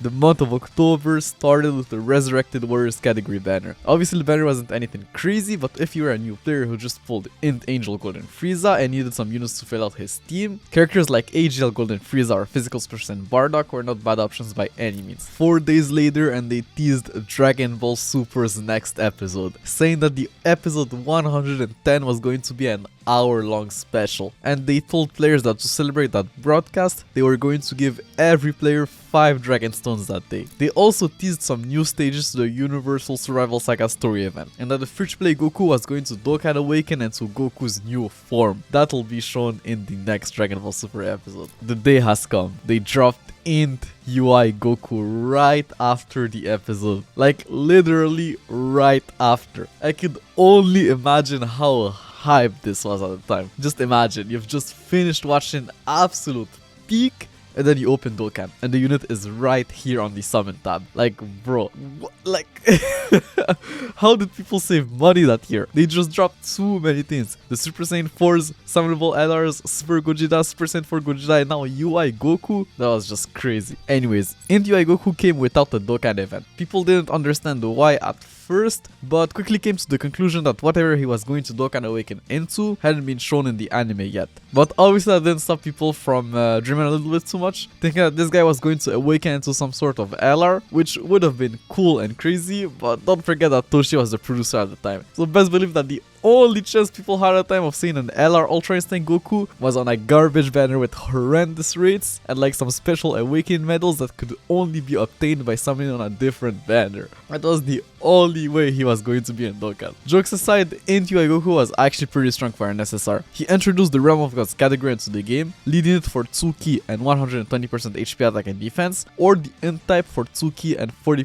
HP attack and defense. So people already guessed that he was going to have the same type of leader skill as Omega and Gogeta. As for the Realm of Gods category, it wasn't anything crazy on release, like it was obviously decent if you had all of the premium units like Physical Vegito Blue and all of the Zamasus, including the LR, but it wasn't as amazing as the Hybrid Saiyans team, at least not yet. But that team had a lot of potential. Like, I forgot to mention it, but during Global's 2nd year anniversary back in July, they held some sort of legendary election where people could vote for the next character they wanted to see as an LR. And guess who won? Vegito Blue, obviously. But wait a minute. Didn't Toshi say that Vegito Blue was his favorite character? Definitely my current favorite character would be Vegito Blue. Don't tell me that this guy rigged the votes somehow to have his favorite character as an LR in game. That wouldn't even surprise me. And like, how would we know? Like, that's crazy. But yeah, Vegeta Blue was going to get an LR at some point, so that's already like a guaranteed top tier unit on Goku's Realm of Gods team. It was just a matter of when. Anyways, Int UI Goku could stack attack on Super, had 70% attack and defense at the start of turn, and 3 key and 70% attack, as well as a 50% chance to dodge all attacks for 7 turns once he dropped below 50% HP. Like, if you were able to proc that second part of his passive, he was genuinely insane for an SSR, and his link set wasn't half bad either. He linked well with the other Super Saiyan God units, but unfortunately the Tournament of Power key link was just a dead link at the time. Like, he couldn't even proc it on his own team, unless you were willing to bring someone like Int Angel Golden Frieza. But that guy lowered super class allies attack by 50%, so probably not worth it. But this guy didn't struggle for key anyways, so I'm just nitpicking here. His banner was also insane, because every single unit that was featured there was on the Realm of Gods category. So if you were a new player or missing some Realm of Gods units, all you had to do was summon on his banner, and you were good to go. But obviously Toshi was cooking something. He didn't just put Rose and Vegeta Blue on the same banner for no reason, as you'll see later on. The free-to-play physical Goku also awakened into a UI Goku, like it was teased previously. And he honestly wasn't a bad free-to-play card at all. His card art was sick, he had a supreme damage multiplier, an 80% start of turn attack buff, gave 3 keys to Universal Survival Saga allies, and shared the same link set as his summonable counterpart. Like, he was very good for an SSR. He could dish out some decent numbers on a monophysical team, and had the potential of being a very good filler unit on a future Universal Survival Saga team if you didn't have Int UI Goku, since they share the same name and this was before the same name update. 3 days later, they teased probably the best quality of life update ever. You're finally going to be able to activate multiple nodes at the same time in the hidden potential system. Because yes, back then you had to activate each node individually, like select the node and activate it. You couldn't select multiple nodes and activate them all at once, like you can now. It's crazy to me that it took them almost a year to do so, but yeah, I guess better late than never. They also added the first ever Kaioshin's Trials to the story mode, where you could complete missions like beat the story stage with like 6 fierce battle units, which would reward you with like some Supreme Kai stones that you could then exchange in the Baba Shop for character slot, max stamina, Elder Kais, and eventually copies of LR Vegito of blue, but we're getting ahead of time. 5 days later, and then changed the design of the Ghost Usher Awakening medal. I would assume because of the support type item, like they didn't want the icon to be the same, which is understandable I guess, but like really not that big of a deal, like the game had way worse issues at the time. The next day they dropped a new LR on his own legendary summon banner. The banner format was still complete garbage, like 14 featured units and no guaranteed SSRs, but your chances of pulling the new LR were surprisingly still better than on a double race banner where the LR was unfeatured, but it was like a 4% chance, like better than 1% but still not worth your stones. Anyways, the new LR was none other than LR Bojack. He had the same leader skill as LR Goten and Trunks but for the int type, so not bad. He greatly lowered defense on his 12 key super, which was good, and gave 40% attack to extreme class allies for 1 turn on his 18 key super, which was obviously very good. He also had 80% attack in defense at the start of turn, and an additional attack buff that could go up to 70%. The more HP he had, the greater the boost, and an additional defensive buff that could also go up to 70%, but this time the less HP he had, the greater the boost. On paper this looked bad, but what people didn't know at the time is that those additional buffs were calculated separately, so the maximum buff he could get wasn't 150% to either his attack or defense, but actually 206%. So yeah, that guy was insane. Like a 200% stat buff on an LR was something else at the time. Unfortunately, people couldn't see his full potential since LRs were very rare and private servers weren't really a thing at the time, if I'm not mistaken, so I'm pretty sure people just looked at his kit on paper and assumed he wasn't worth summoning for, if only they knew. Like this guy was a monster on a mono and team, and on int Angel Golden Frieza's Resurrected Warriors team. Like his link set was actually phenomenal, but the problem is that his best linking partner was actually his TUR. So to max out this guy's potential, you need to be like a giga well, but thankfully his second best linking partner was AGL Full Power Bojack, who was just like a regular banner SSR, so it wasn't that bad, so at least you had like options. Coming back to his TUR, it was actually quite an insane card. Like knowing that his buffs were calculated separately meant that his TUR had a max stat buff of 140%. Like that was nothing to laugh at, especially linked next to his LR. The problem is that being a Gigaval wasn't even enough actually, because to Dokkan Awaken this guy into a TUR, you needed Flying Nimbus medals that you could only obtain from the Dokkan battlefield or by beating some Dokkan events under a time limit. And let me tell you, those missions were impossible to beat if your phone was slow. I remember struggling to beat some of those missions a year later because my phone was just so slow. Like it took too long for things to load and the game just didn't take that into account. But yeah, not only were those missions hard, the amount of Flying Nimbus medals in the game were limited at the time. I'm pretty sure they just gave enough for you to awaken each character that needed them just once. So if you ever messed up somewhere, you were done for. Bojack also came with a new Dokkan Awakening for Gokua, which was actually a not bad awakening. Like he greatly lowered defense on super, was an orb changer, and had 30% attack and defense at the start of turn. Fun fact, but he also had a rank A potential system, which was kind of unusual for a unit that Dokkan awakened from an SR. So yeah, he was good. The next day they teased a new event, Super Battle Road. It was time for a new level of difficulty. Let's hear what was said about it. A new extremely difficult event that is little different from the usual high difficulty will be held soon. So you already know that this event was going to be hard as hell, and it was. You'll see, but Super Battle Road on release was not a joke. Like genuinely in the recent years, I think that the only thing that even comes close to that level of difficulty was probably Red Zone Broly on release, but that's about it. Only teams with the same attributes can take on the challenge. Assemble your strongest team and take on the 10 stage challenge. So that meant that the LRs and Neogas leaders were not going to get completely phased out of the meta yet. Their leader skills would still hold some value just because of that event. If you beat each stage, you can get luxurious rewards that are new to this event. Interesting, like we now know what those rewards are, but I'm wondering what people expected at the time. Thankfully, we don't have to guess as I found an old Reddit post talking about it. And just so you know, LR 1000 Days Goku got leaked around the same time, but people had no idea that he was going to be the 1000 Days login bonus reward card. So they actually expected this new Super Battle Road event to give LR 1000 Days Goku. And actually they weren't that far off, since it did give an LR, just not the LR people expected. LR 1000 Days Goku is not the only thing that got leaked around that time. We also got some new V-Jump leaks, talking about a new type of Z Awakening, extremely Team Z Awakening. So yeah, the first EZA was right around the corner and was planned to be released in November. So very soon. Almost a week later, and it was already time for the 1000 days celebration. Like Dokkan had been up and going for 1000 days, which was crazy at the time. Nobody expected this game to stay alive for that long. But yeah, the celebration came with a new login bonus LR and some missions with actual decent rewards, like stones and elder kais, as well as some daily missions giving tickets for a new banner. That new banner was actually crazy for a free banner. It featured literally every single Dokkan Fest that wasn't a category leader. And with Super Battle Road right around the corner, Noga's leaders were probably more valuable now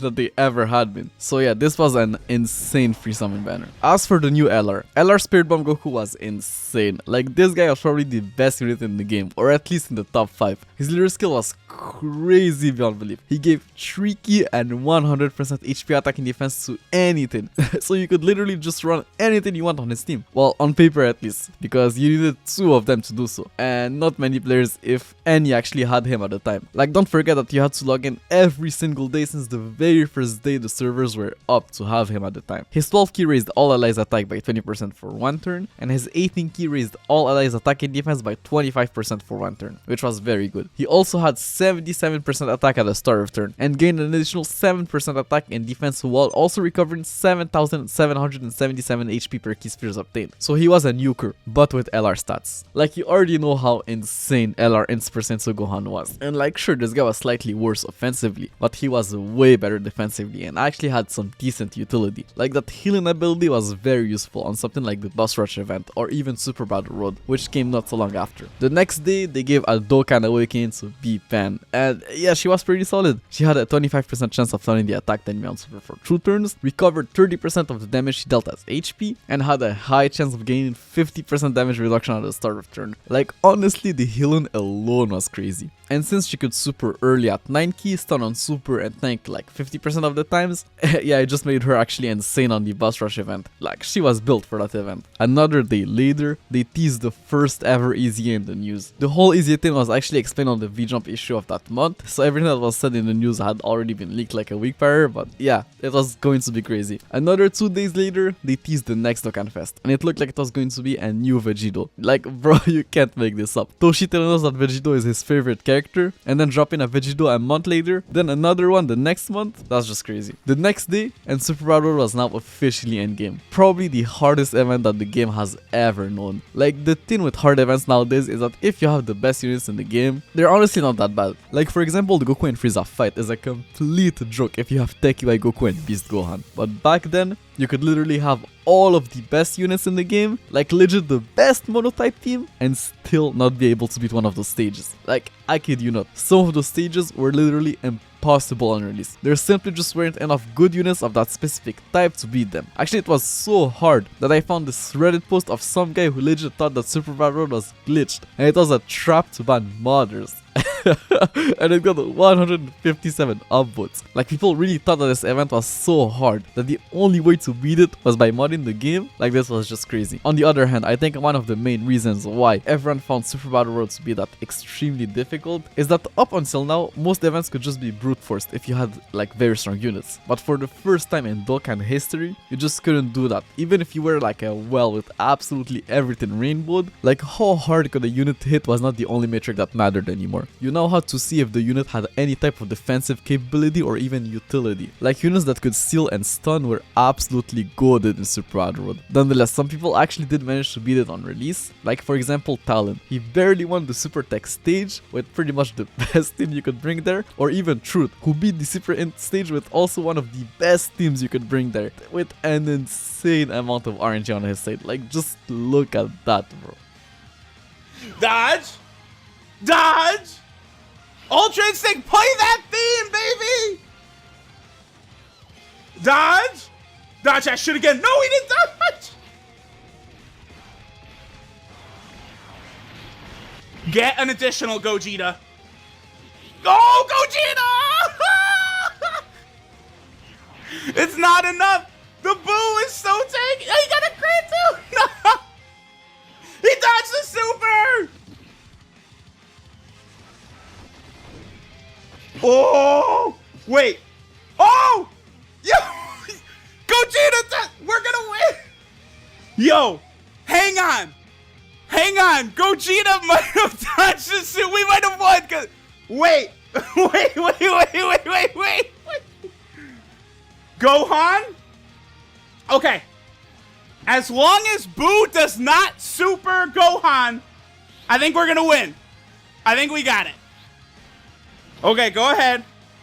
Yes. Get a crit! Crit that bitch! Yo! Let's go! Yeah!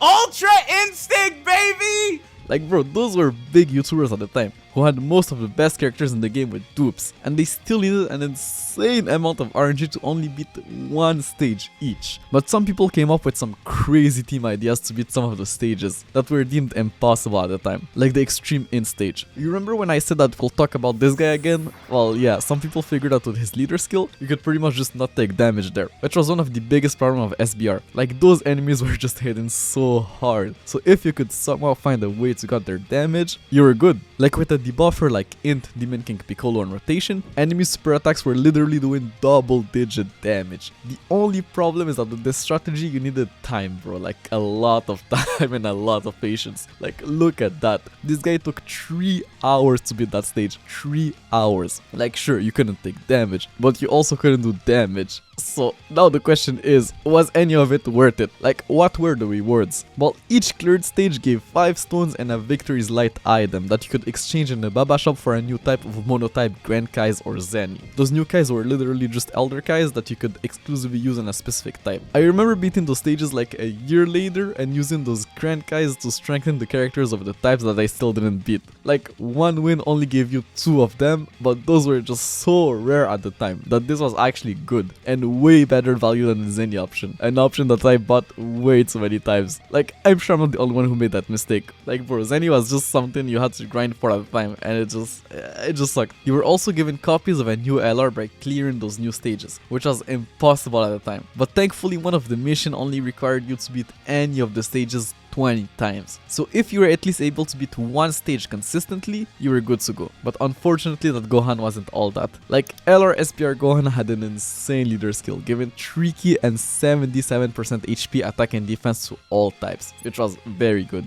A 20% chance of stunning the attacked enemy for 2 turns on his 12 key super, and greatly raised his attack by 50% on his 18 key. So actually his 2 super attacks were pretty decent. But then you look at his passive, a flat stat buff of 10,000 defense at the start of turn, which alone is not even that great. But then you look at the second part of his passive. This guy gained 5 key and 25,000 attack when below 50% HP, but at the same time also lost the 10,000 defense he gained at the start of turn. And that Link set, why did they give him Berserker? Like what kind of a sick joke was that? Like don't get him wrong, he wasn't bad, but this was for sure the hardest unit to get in the game. Like literally harder to get than any of the summonable LRs, since you needed the summonable LRs to beat some of the super battle stages at the time, so you would at least expect him to be like on the same level as 1000 Days Goku, or even better. Like I said, this guy was far from free. But yeah, he was on Hybrid Saiyans, so for the 1 Giga Well who was able to beat all those 10 stages, or that one mother, I guess that team just got even better. 2 days later, and guess what? They teased another Vegito, a free-to-play card this time around. Like at first looking at his teaser, I thought they were teasing like a new LR or something, but no, it was actually just Candy Vegito.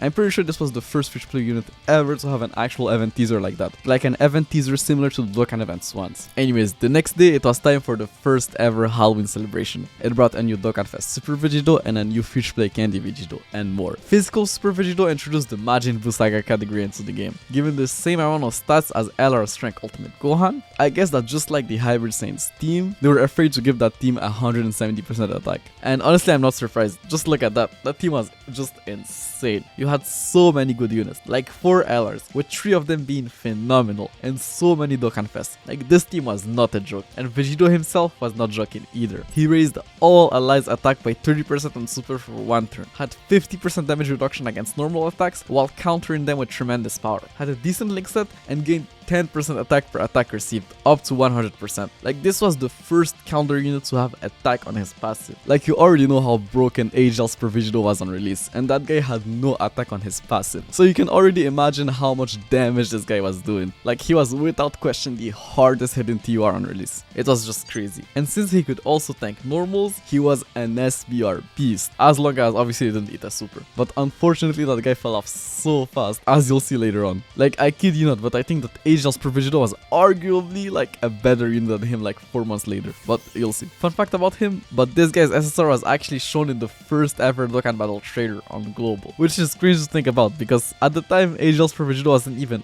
out yet on JP. His banner was also not bad either. It only featured Majin Buu Saga Dokkan Fest units. Like, sure, some of them were starting to age, but for the most part they were all still decent options on his team. His Dokkan event also came with a new free-to-play Vegito, another one, and this guy was genuinely decent for an SR. He raised all allies attack by 20% on super for 1 turn, had 40% attack and defense at the start of turn, and also gave all allies on rotation 2 key. But he was still an SR, so his stats were very low, so he was mainly just used as AC fodder for the other Vegitos. Fun fact, but on Global, Agel's per Vegito's Dokkan event was actually glitched at some point, and people were able to farm early copies of this free-to-play Vegito. Like, he didn't have any card art or anything, but he was still a Vegito, and could still be used to raise the super attacks of other Vegitos, which was obviously very good. As for the new Candy Vegito, well, he was insane for a free-to-play card. Like, one of the very few units you could genuinely bring into SBR. He could stun on super and dodge. Like, sure, this was heavily dependent on RNG, but that whole game mode was based on RNG. So if you lacked options on your super tech team, this guy was genuinely like a viable option. The month started with the first ever weekend missions, I think. You know, the ones with Gotenks? Well, funnily enough, the first version of those missions featured Goten and Trunks, and gave stones, but also incredible gems. And you may think that 30 incredible gems is like nothing, but trust me, at the time, this was actually pretty decent. A week later, they explained the whole Easy thing. I'm sure you already know how Easies work, but let's just read what was said in the news. When you defeat an enemy, their level increases and the difficulty level increases. This probably sounded fun at the time, but I can only imagine how it must have felt barely beating a stage and then realizing that the next one is going to be even harder. Each level does not consume act until it is cleared for the first time. So I guess stamina wasn't going to be an issue, just like Super Battle Road. Clear the stage and get amazing rewards with the image of a Grand Kai, so it looked like those rewards were going to be very good. Strengthen your allies with Extreme Z Awakening. Extreme Z Awakening is possible using Awakening medals collected in Extreme Z battles. Each time you perform Extreme Z Awakening, the max level and max special move level caps will increase gradually. Skills will also change. When fully enhanced, the cap can be raised to a maximum of level 140 and max special move level 15. So it looked like those EZs were going to be very strong, but also very expensive. Also, to celebrate the upcoming first EZA, they held a little campaign where all of the potential orbs event were open every day for the duration of the campaign. They also added some missions. Daily missions given 8 gel type potential orbs every day, and total missions given 5 stones and 1 Elder Kai once cleared. The next week, the update 3.8.0 was out.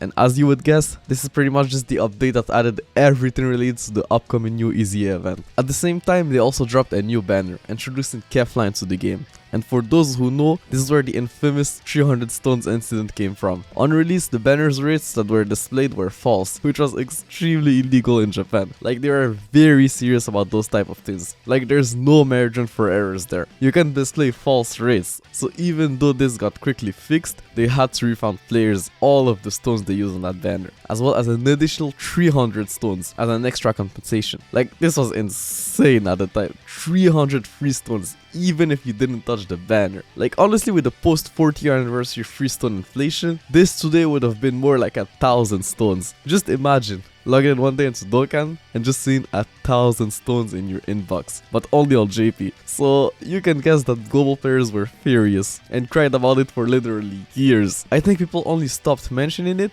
once they messed up the strap up banner on global back in 2021, where they made a similar mistake and had to refund everyone. Now, as for Kefla, she introduced the Potara category into the game, a category that included all of the units who well had Potara earrings, so all of the Vegitos and Zamasu's units were on it. So you can guess that this was a pretty strong category. Unfortunately, she was just an SSR at the time, so her leader skill only gave Tsuki and 120% HP attack and defense to Polar category units, which honestly was still a viable leader skill, just not optimal. She also had an immense damage multiplier while greatly lowering defense on super, which I think was a first. Like, an SSR with an immense damage multiplier was not something we had seen yet. As for the rest of her kit, she was a nuker gaining 10% attack and defense per physical key spheres obtained, as well as a Norb changer. So this was the first nuker ever that was also a Norb changer at the same time. You can only imagine how OP that was. But that was not it. She also had a 30% chance of dodging all attacks, as well as an additional attack that had a 30% chance of becoming a super attack. Like, Kefla was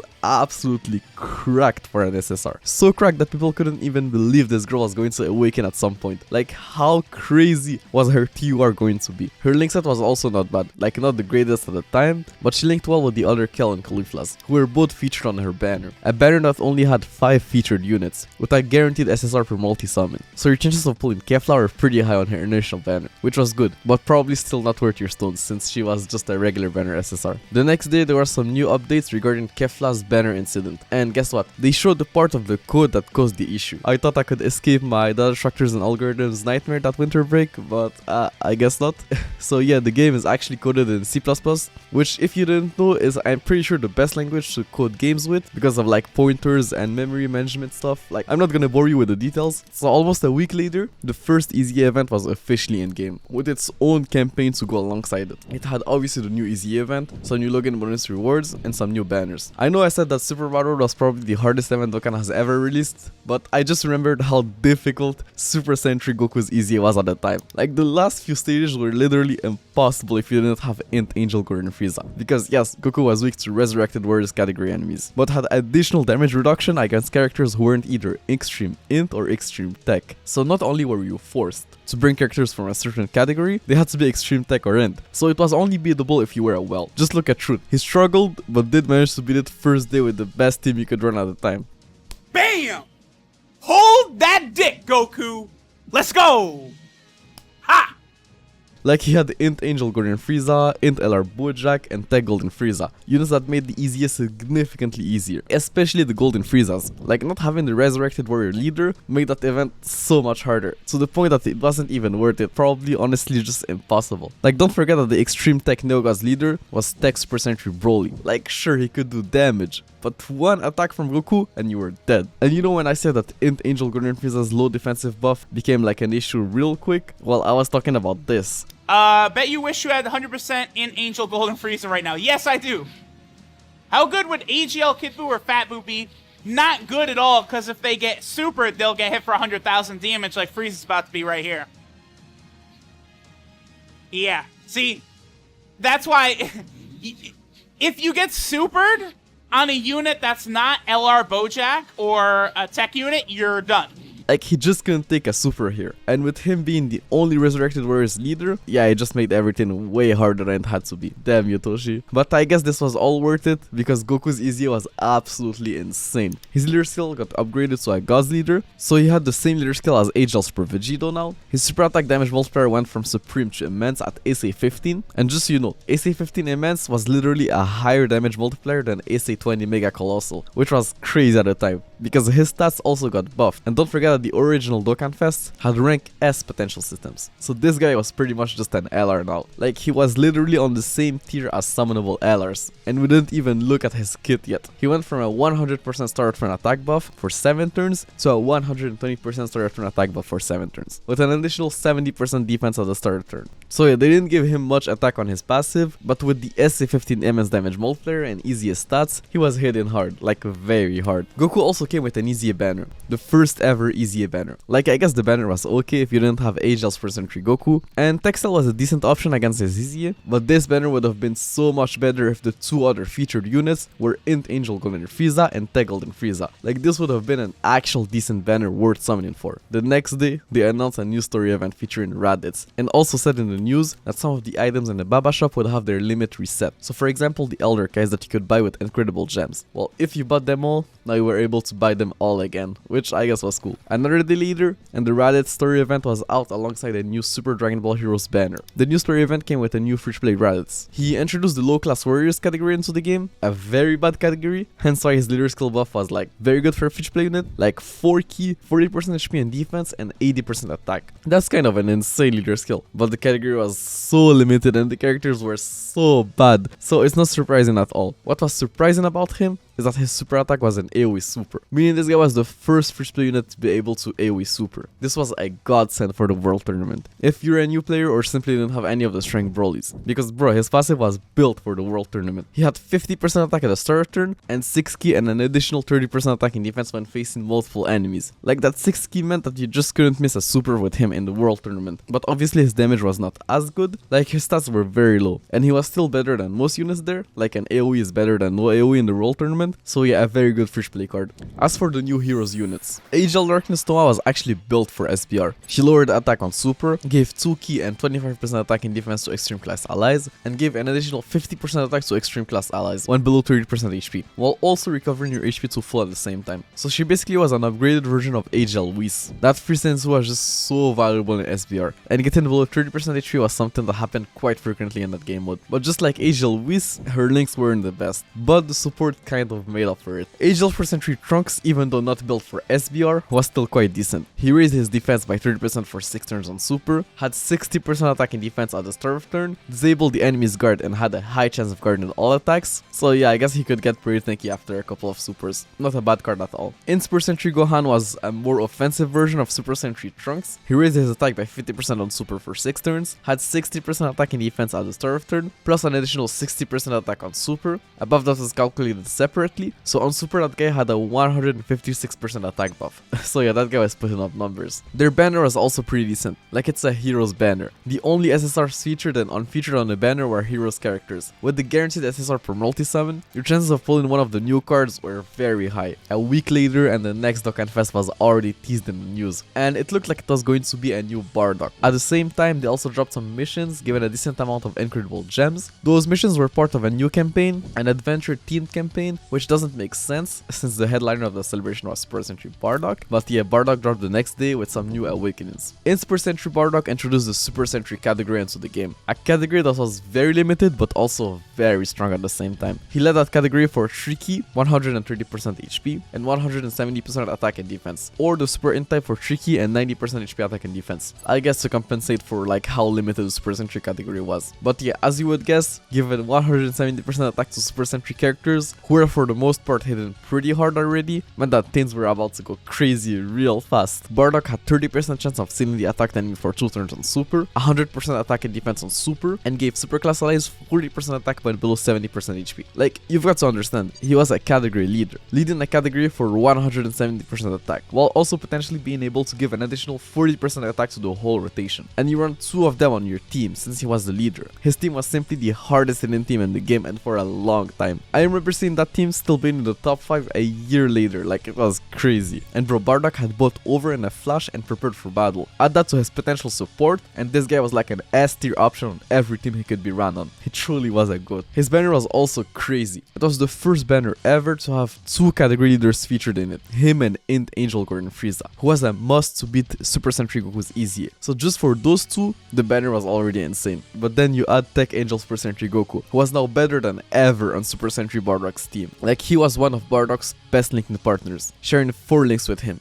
In Blue, Vegeta was also a pretty decent card. Like, thanks to his debuff, he was genuinely a good option on SBR. The same thing for Super Sentry Vegeta. His value pretty much skyrocketed with Super Brotherhood. He was unkillable there. And now that Easios were a tin, he could potentially become even better in the future. In Trunks and Janemba were not as good as the other featured units, but still viable options in the respective Super Brotherhood stages. As for the other awakenings, the SR AGL's percent Bardock could now be Dokkan awakened into a Super Sentry Bardock, so Bardock's super attack was semi-farmable now. Like, SRs were pretty easy to pull, and the awakening itself was also very decent. He now was a sub-leader for the Super Sentry category, as well as the AGL Int and Physical type, leading them for 2 key and 40% HP attack and defense. Like, it wasn't anything crazy, but probably one of the best sub-leader skill we had gotten so far. He had a supreme damage multiplier, could lower defense on super while having 80% attack on super, and 80% defense at the start of turn for his first 5 turns. So generally not a bad card. Like, he was good for like a semi-free play card. I also think that his card art looks sick. Way better than his Dokkan Fest counterpart. When I first started playing the game, I genuinely thought that he was the premium variant, just by looking at their icons. AGL Super Saiyan 3 GT Goku was also quite good. He raised his attack by 50% for 3 turns on Super, and had 90% attack and defense at the start of turn. Like, he was a solid card, and a decent option on Super Saiyan 3 Bardock's team, or even Super Brotherhood. Strength GT Super Saiyan 3 Vegeta on the other hand, got completely shafted. Like, sure, his kit was decent, he raised his defense by 30% on Super for 3 turns, and also had 90% attack and defense at the start of turn, but bro, he didn't have over in a flash. People were already mad at his SSR for not having it, so they expected them to at least give it to him once he Dokkan awakens, but no, they just shafted him once more. Toshi had one last shaft in him. Like, he was still decent, but without over in a flash, he was generally like a burden on Super Saiyan 3 Bardock's team. The month of December started with another teaser of the future potential system update, and this time they gave us a video on Twitter showcasing that amazing quality of life update.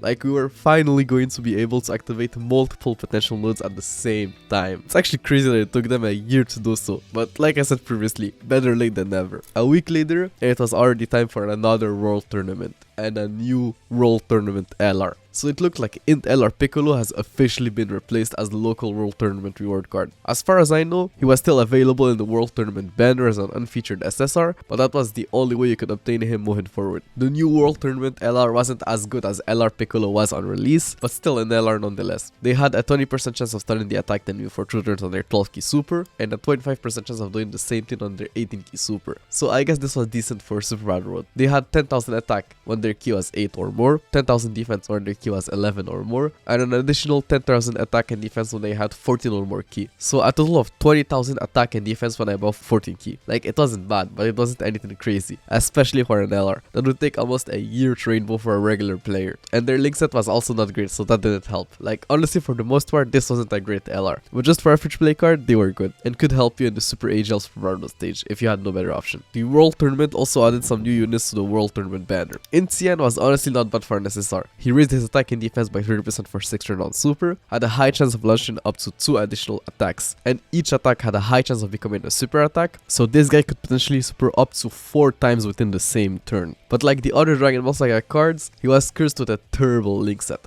so you unfortunately couldn't run him anywhere outside of Jackie Chun's team at the time. SR Chaitsu was okay for an SR, like he could stun and debuff the attack enemy defense, but that was about it. Manwolf and Pemput were ours, so not even worth going over. As for the new World Tournament reward card, In Gohan was I guess alright, like he raised his attack and defense by 30% on Super for 3 turns, had 3 key at the start of turn, and 60% attack and defense when facing 1 or 2 enemies. So generally an alright card. Nothing you could bring it to Super Brotherhood, but he could do well in Dokkan events. The thing is, people had been waiting for a long time for a Gohan with that armor from the Cell Saga, but they actually wanted him in his Super Saiyan state, not in base, so I guess that was disappointing. Also, the World Tournament was bugged. Players who gained more than 15 million points couldn't progress properly through the World Tournament, so as a compensation they actually gave all players 20 stones, 3 SSR tickets, and some support items. And for the people who were affected by the bug, meaning everyone who had gained more than 15 million points, were given an additional 30 Dragon Stones. Like, that's generally insane. 50 Dragon Stones and 3 SSR tickets. 3 days later, and they put a notice in the news saying that the potential system event was going to get renewed. Like, they were going to increase the number of potential orbs that you can obtain from the event. I guess to go alongside that new quality of life update that they teased before. The update 3.8.2 came out the next day, and you were now finally able to unlock multiple nodes all at once in the hidden potential system. It just took a year and 2 teasers, but we got there. I wonder how many years it will take them to fix the friend system. Another day later, and it was already time for the Christmas campaign. That's going to have your typical Logan bonus campaign, a new double rates banner, some new godstones, and some new events. They also teased the next EZ around the same time, and it looked like it was going to be for the first Dokkan Fest, Strength Broly. 4 days later, and they teased the next Dokkan Fest? Well, that's what people probably thought at the time. And bro, is it just me, or like that teaser is literally hurting my eyes? Like, what the hell is that?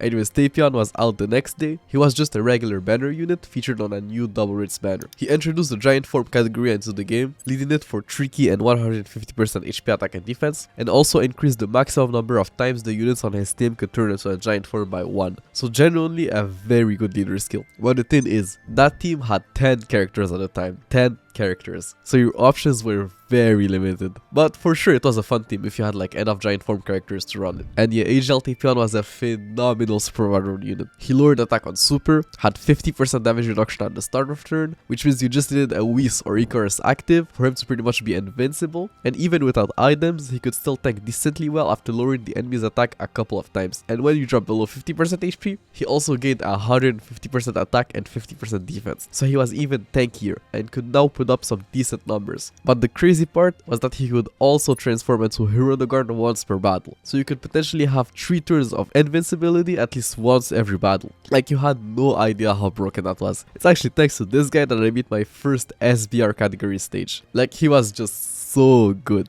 The only problem with his transformation at the time is that he would go from super to extreme. So if your leader didn't cover the extreme type, well, his giant ape transformation had no leader skill, so it did no damage, which was kind of countering the whole point of having 3 turns of invincibility. But yeah, this wasn't that big of an issue, since most monotype leaders by that point were leading both the extreme and AGL class of their respective types. AGL Tapion also came with a new tech Tapion, who was also very good. He was a God's leader for the super tech type, which was actually decent. He lowered attack on super, had 80% attack and defense at the start of turn, had 30% chance of performing a critical hit, and was a rainbow orb changer. Like, this guy was actually insane for a regular banner unit. Like, since he had built-in crit in his passive, you could just give him full additionals, meaning you had twice the chances of lowering the enemy super within the turn, which was crazy in SBR. And that orb changing ability just meant that he was a must run on any team he could be ran on that had some big LRs who needed a lot of key to super. And talking about LRs, that Dolores banner came with exactly that, an unfeatured LR who needed a lot of key and who was also tech. LR's per Century Goku was phenomenal already. His leader skill was obviously very good for super battle mode, like 4 key was nothing to laugh at. He had a 20% chance of stunning the attacked enemy for 2 turns on his 12 key, which was also very good in SBR. He lowered the attacked enemy's defense on his 18 key, had 120% defense at the start of turn, which was a huge buff for an LR. Like, he was pretty tanky if you didn't launch his ultra super, because yes, the second part of his passive gave him an insane 180% attack buff when he ultra supered. But the catch here was that he also lost 70% defense, but he was just hitting so hard that barely anything could survive an 18 key super from him. So the defensive loss wasn't that big of an issue. Like, it didn't bring his defense to 0 like the Brolys. Like, on average, this was probably the new best unit in the game. At his peak, Int LR's Percent Gohan was probably better, but on average, LR's Percent Goku was the better unit. The only thing is that he shared the same name as the easy Agel's Percent Goku, so you couldn't run them both on the same team. But this guy was definitely better than the easy. So that just meant that the Super Saiyan 3 category was like insane now. Like, that team was probably the best team in the game at the time. His card art was also so cool. Like, that was for sure the best card art at the time. Now, was the Double Rates banner good? Well, it had 10 featured units. No guaranteed SSR, but every multi-summons gave you 2 Centaroshis. So with those 2 guys, and I think close to like a 10% chance of just pulling an unfeatured LR, yeah, that banner was actually very good, and probably worth your stones. I know I would have summoned at the time. Now, let's talk about Tapion's Dokkan event, because that event was so annoying at the time, since you needed the Tapion's fruit to reduce Hero Dokkan energy bar, or else he would just dodge all of your attacks. But thankfully you could farm that item on the Z-Hard stage of his Dokkan event, something that I didn't do at the time because I just didn't read. That Dokkan event also came with a new farmable Tapion. Physical Tapion wasn't anything crazy, like sure he lowered attack on super and debuffed extreme class enemies when above 80% HP, but he was still an SSR with very low stats, so not really great. As for the new story event, it introduced 3 new free play units. In Great Saiyaman was not bad for an SSR. He raised his attack by 50% on super for 3 turns, had 40% attack at the start of turn, and also gave super class allies on rotation 20% attack. So not bad, but not something you would bring into Super Battle World. Physical Great Saiyaman 2 was the defensive version of In Great Saiyaman. She lowered attack on super, had 60% defense at the start of turn, and gave 40% defense to super class allies on rotation. The 2 Great Saiyamans actually linked pretty well together, but like I said earlier, they weren't anything you could bring into SVR. Tenki Trunk was actually a much better unit. He had a supreme damage multiplier, a 50% attack on super, and a 30% crit chance built into his passive. Like sure, his links sucked, but for a free play unit, he could do some decent damage thanks to his attack on super and built-in crit chance. At the same time, it was also said in the news that Dokkan had been selected as the App Store's best of 2017. And honestly, I'm not surprised. That year was crazy for Dokkan. Like, they released so many crazy units. I have no idea how people kept up with the game. But yeah, to thank the player base, they gave everyone 1000 potential orbs of each type. So 5000 potential orbs. So pretty good for the time. They also added some new missions to the Dokkan Speed Battle event.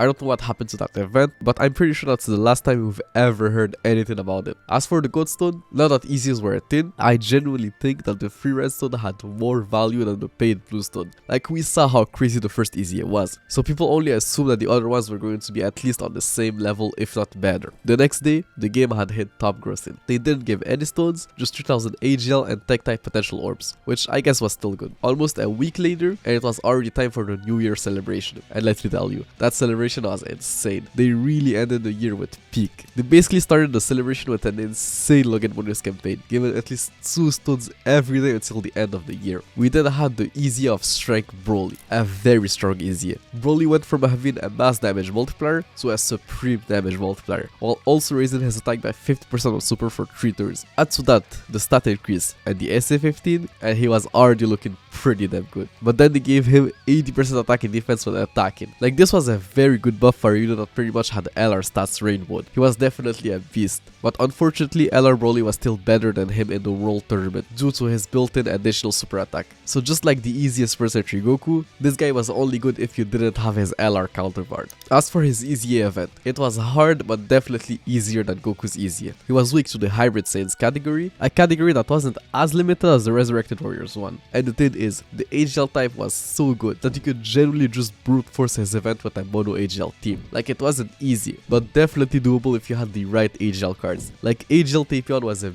beast there, thanks to his giant transformation and damage reduction. His Easy banner was also way better than the previous one. It featured AGL's percent Blue Kaioken Goku and AGL's percent for Vegeta, who was actually very good on his Easy event thanks to his defense and super attack counter. The next day, they teased the end of the year Dokkan Fests, and guess what? It was going to be a new Rose and a new Vegito Blue. Yes, another one. We also got the second legendary campaign, this time for LR Android 17 and 18. They kind of nerfed the rewards, like they gave 15 less stones than the previous time, but those missions were way easier to clear. Like Religion given 3 copies of their SR just by beating Dokkan event stages. Then you were given 17 stones and 17 box space when you awakened them into LRs, and an additional 18 stones, 18 box space and 10 Elder Kais if you raised the super attack level to 20. And just like Goku, were refunded all of the potential orbs used on them if you rainbowed them. They also opened all of the Dokkan event stages, so you didn't have to wait for a specific event to be rotated for you to farm their awakening medals. And the AGL type potential orb event was also available daily, so you could easily rainbow them, so genuinely a decent campaign. The next day, and it was already time for the end of the year dual Dokkan Fest. Rose and Vegito Blue were rainbow leaders leading their respective class for tricky and 120% HP attack and defense, as long as you had at least one character of every type on their respective team. Like, this was genuinely insane. They were Rainbow Neo Gods leaders, meaning you could run all of the best cards in the game on their teams without worrying about categories or whatnot.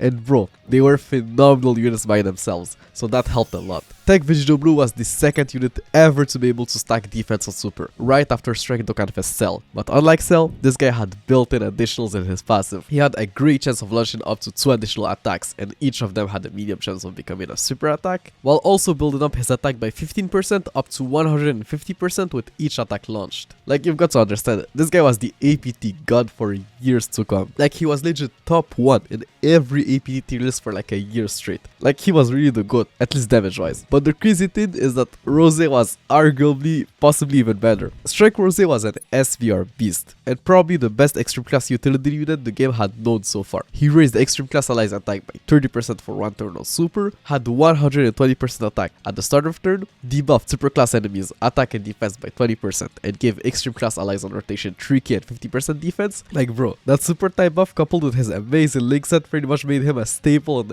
every single extreme class team you could run him on. And he also gave birth to one of the strongest rotation in Dokkan history. He shared 6 links with LR, Rose and Zamasu. The LR looked like a completely new unit linked next to him, and thanks to Rose's defensive support, the LR could actually get pretty tanky with a couple of supers. Like, that rotation just had everything. Damage, defense, utility, just everything. The Realm of Gods and Potara tiers were going to be absolutely crazy once they get proper leaders. Those two also came with some new banner units. Zamasu was insane, like an absolute beast of a unit. For sure one of the strongest banner unit in Dokkan history. He recovered 7% HP on super, had 40% damage reduction, but also defense. He could gain up to 60% attack and defense. The more HP you had, the greater the boost. Couple that with the defensive links that he had, and yeah, that guy was pretty much one of the best best tanks in the game. But unlike someone like Angel Golden Frieza, he wasn't as restricted and could put up some okay numbers, while also providing utility to the team with his healing on Super. Like, this guy was truly built for not only Super Run Run, but every event in the game. Like, he was just a beast. For sure one of the best bender unit in Dokkan history. Strength percent Trunks was also phenomenal. He raised his defense on Super by 30% for 6 turns, had 40% damage reduction at the start of turn, and raised his attack and defense by up to 120%. The less HP he had, the greater the stat boost. So yeah, best believe that this guy was an absolute monster defensively. You just needed him to super a couple of times, and there's pretty much nothing in the game that could touch him. But since he needed that initial build up and didn't have any sort of healing, he wasn't as good as Zamasu in Super Radar Road. Like, he was still a very good unit there,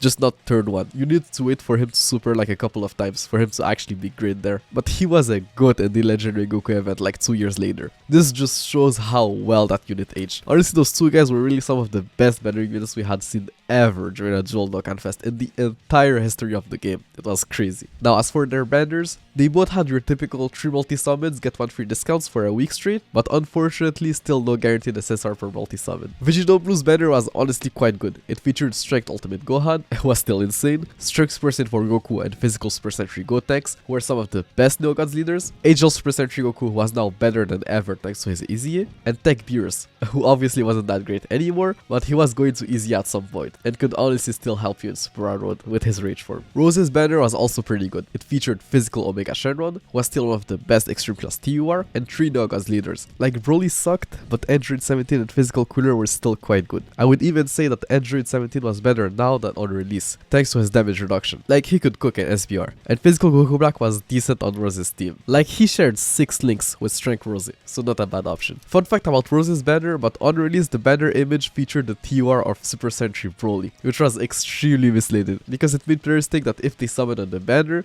and pull Super Sentry Broly, he will already be Dokkan Awakened into his TUR. So yeah, all of the players who summoned on the banner while Broly was displayed incorrectly got all of the Dragon Stones they used and founded, with an additional 5 stones gifted as an extra compensation. So no 300 stones this time around, but still, getting a full refound on one of the best banners of the year was a big W. But it's still crazy to me that they made 2 major mistakes like that in the span of 2 months. Like, what was Toshi doing, bro? The next day, the game hit Top Grossing again. Like, of course, how could these banners not hit Top Grossing? But you know what's crazy? They still didn't give out stones. Just another 3000 tech and strength type potential orbs. Dokkan were so cheap back then with stones. But what's so interesting is that everything changed as soon as Toshi left. I guess they at least thanked the players at the end of the year for like all of the support the game got in 2017, because yeah, that year was just crazy for Dokkan.